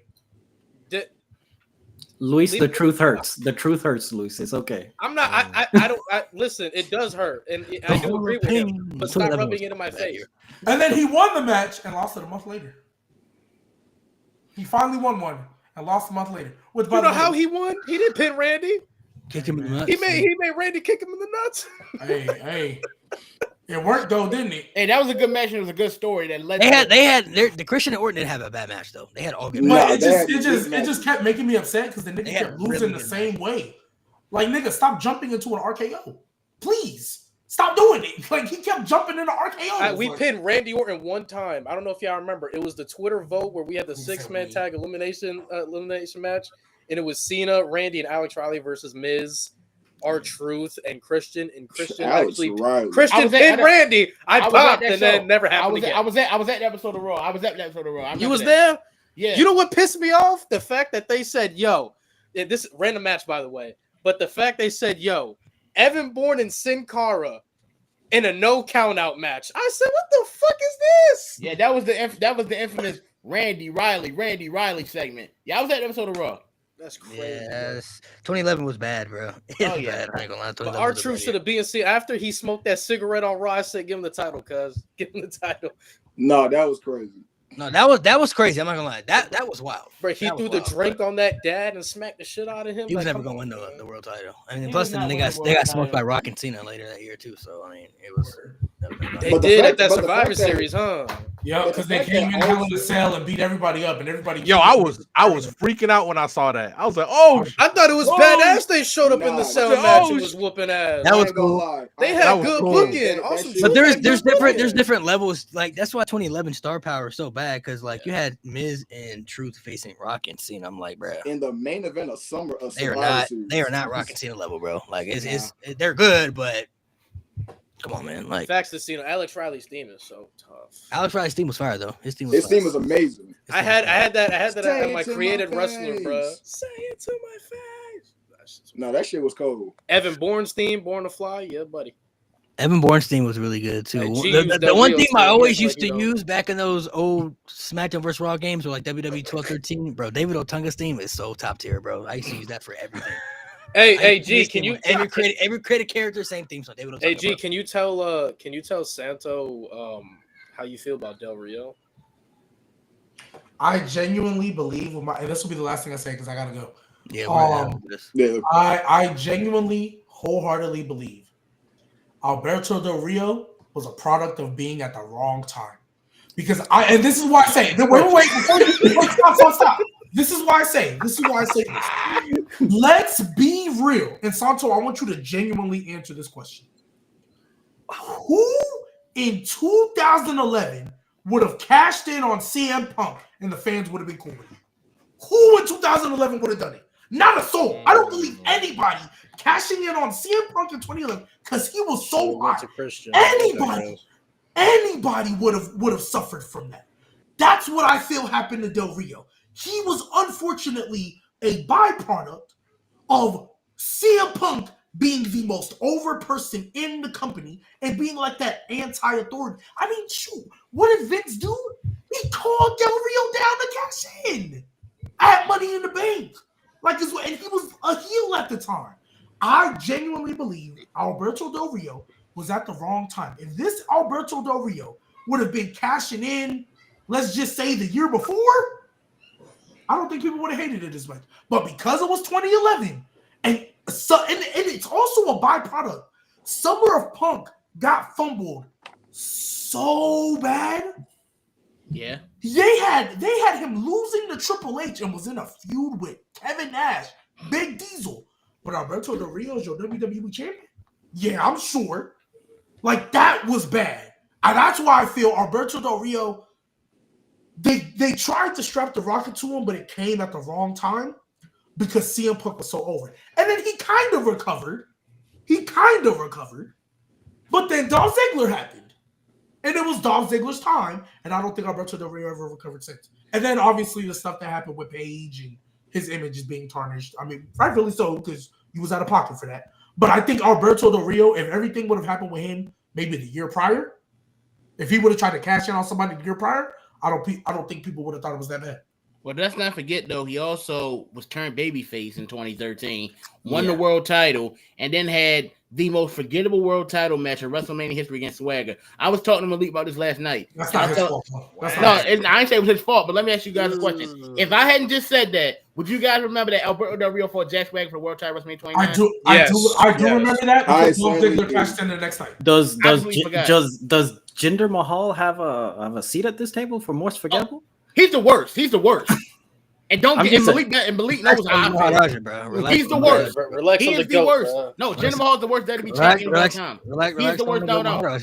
But the thing is, Del Rio from 2012 to 2013 was incredibly over as a babyface. Like the build to Big Show and him finally beating Big Show in that last man standing match, he was over as fuck. Yeah, that's why I said he recovered. Over as shit, bro. That's why I said he recovered after 2011 was just a dark day. But 2011 specifically, I don't think he ever stood. I don't think anybody stood a chance. That's why I asked you, Santo, and this will be again last thing I'm saying. Who in 2011 could have won that Money in the Bank, and they would have been cool with them cashing on CM Punk? Could have gave it to Christian. You know, he was already world champion. Give them both. I really don't. I think it's the way the cash out happened with Vince. I think if Vince isn't involved in it, I think it's looked a little bit differently or not as harsh. But I mean, like I said, 2011 was just a dark phase. Honestly, bro, I never looked at Del Rio as like, yeah, he's up next. He's that guy. I didn't say he was going to be the next face of the company. But I think not even a main event I think guy, he was bro. a cool heel. He is a main event. I enjoyed him as a heel. He was a main event guy. Bro. I never. He was like Jack Swagger to me, bro. He was like not that. No way. I won't say that. I'll say it. He was Jack Swagger for me, bro. He was not. At least Alberto Del Rio could cut a promo, so I can't go that far.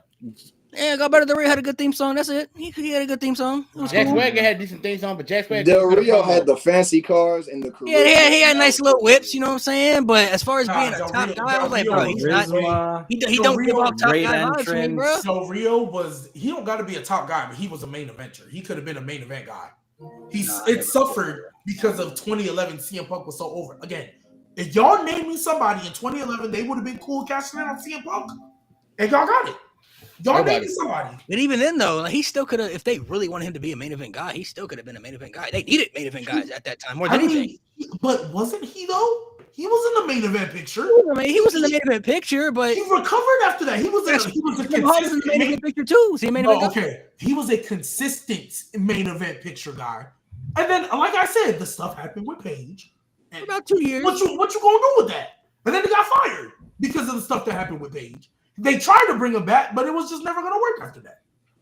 When they brought him back, he just wasn't that guy anymore, bro. Like he just. Well, yeah, at that point, yeah, he was cool. They tried a little experiment. It just was never that guy, bro. He was never that guy. No. He was like Jack Swagger. Never that guy. Jack Swagger and Del Rio in the same sentence is crazy. They tried to experiment. They won the Money in the Bank. They tried. It just didn't work out. Failed. Nah, Del Rio and Jack Swagger in the same conversation is still ridiculous to me. Jack Swagger, so crazy. Yeah, bro. He won the chamber, beat Randy in the final two. Is so and pushed that promo with a lisp. Got caught with weed and then had his taken it from him, and didn't even get a challenge for the world title, and didn't even get an entrance. His bum ass ain't need pyro. I hated that shit. That push. Hey, I don't care. That shit was always hard. I don't care. That shit is so lame. That push-ups to pyro is hard. I don't do it. Oh. It was Jack 1-2. I'm gonna say no. That theme song was cool. I don't care. The theme song was cool. I got you where I want you. I hated that shit so much, bro. Especially on WWE. It was ass, man. Y'all, wait. Especially on SVOs and SmackDown. I'm not glazing it like it's top tier, but the theme you guys really like that? Nah. The theme was cool. That Jack Swagger theme was cool. I hate that song so much, bro. Crazy. I hate everything about that. Hey, I'll admit it right here, right now. That's definitely one of the things. You have a fucking soundboard? Yeah. That's definitely one. That's definitely one of the things I used to use for creative wrestling. Please. You're sick. You're sick. Get the fuck out. It wasn't the first one I chose, but hey, I experimented. Get out. I experimented. Get out. What is everything about Jack Swagger was like I just even I understand liking the theme, but creating a wrestler in a WWE game and using that was kind of crazy. That was kind of cool, but he was somebody. You didn't hear what especially when he would do the push up with the pirate. Come on, bro. You didn't hear what he just said. He said he would use that theme on creative wrestlers. That's not terrible. The first one. Not the first one I did. No, you're sick. You're not sick. the first one, but hey, you're done. You're done. Appreciate y'all for coming through, man. Thank you. You're cooked. We stayed a little longer than we always do. We usually stay about 2 hours. Stayed an extra hour for y'all. So make sure y'all hit the subscribe button. Appreciate y'all for coming through. We're gonna talk more WrestleMania as always, building up because more things are gonna happen. So we're gonna be talking more opinions. Of course, we got the predictions coming once they announce every match on the card. You know, they're taking a little long with announcing some of these matches. So once we get all these matches announced, then we're gonna do the predictions, man. So Rando Santos, Menace, Kyron, thank you guys for coming through, man. Appreciate it. Yeah, absolutely, man. Mm-hmm. You guys got something you guys want to plug in? Any socials you guys want to plug in real quick? If y'all watch anime, pull up to our podcast, the Black Sensei Society. Obviously Luis pulls up from time to time. We almost had him last week. You know, he just had some things come up and we was talking cartoons, but we talk everything. I know this week we're gonna talk LeBron Stephen A for a little bit because it's just so big we can't talk about it.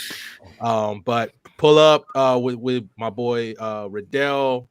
Obviously me and Santo, Lonnie, who's also big into wrestling. My boy Ty, J-Rob when he pulls up. Pull up Tuesday nights. What's it? 9:00 Eastern time. Santo. We talk. We usually, this crazy part is we usually go for about 3 hours. So me and Santo still got some more stamina to go, and then we talk for an hour after the episode. No, y'all good. If y'all want to stay on after, we can talk a little cartoons. I gotta ask, Kerry. I'll ask off the air. But pull up Black Society Tuesday night 7:00 for your best, and then also Santo, this Thursday you got Open Dojo. This Thursday we got a different type of format where we allow people in our Discord and also in the chat to pull up. It's called Open Dojo. It's this Thursday at 9 p.m. Eastern. And yeah, if you got an agenda push, facts, come here to push it. I will say though, chat. Chat knows me and stuff, but chat knows they follow me on all my shit. I'm not the biggest YouTube watcher. When I say that, I watch YouTube, but there's not a consistent channel I watch. Now, I'm not saying this because they're my boys and we talk every day. But I will say though, Black Sensei Society is one of my favorite YouTube channels to consistently watch. And you guys know I don't watch people like that. I watch videos, but I don't watch people like that. I don't keep up with people like that. No. Black Sensei Society is generally one of my favorite channels to watch. They are creative. They're funny. Miles Crash Outs is probably the best thing on that fucking show. Lonnie's Crash Outs is funny. Definitely watch it. Y'all talk more than this anime? Because I can talk about other stuff. I just don't watch it. Yeah. Anime is our main thing. Like, don't you got Drake and Josh agendas to push? Like right now, one of the biggest things that happened in our previous episode was Riddell trying to defend that Teen Titans was more impactful and more popular than South Park, and that we were prepared to fight. Exactly, it's not. We were prepared to fight. It's not exactly. This was the reaction. We're gonna end the stream. We can talk about this.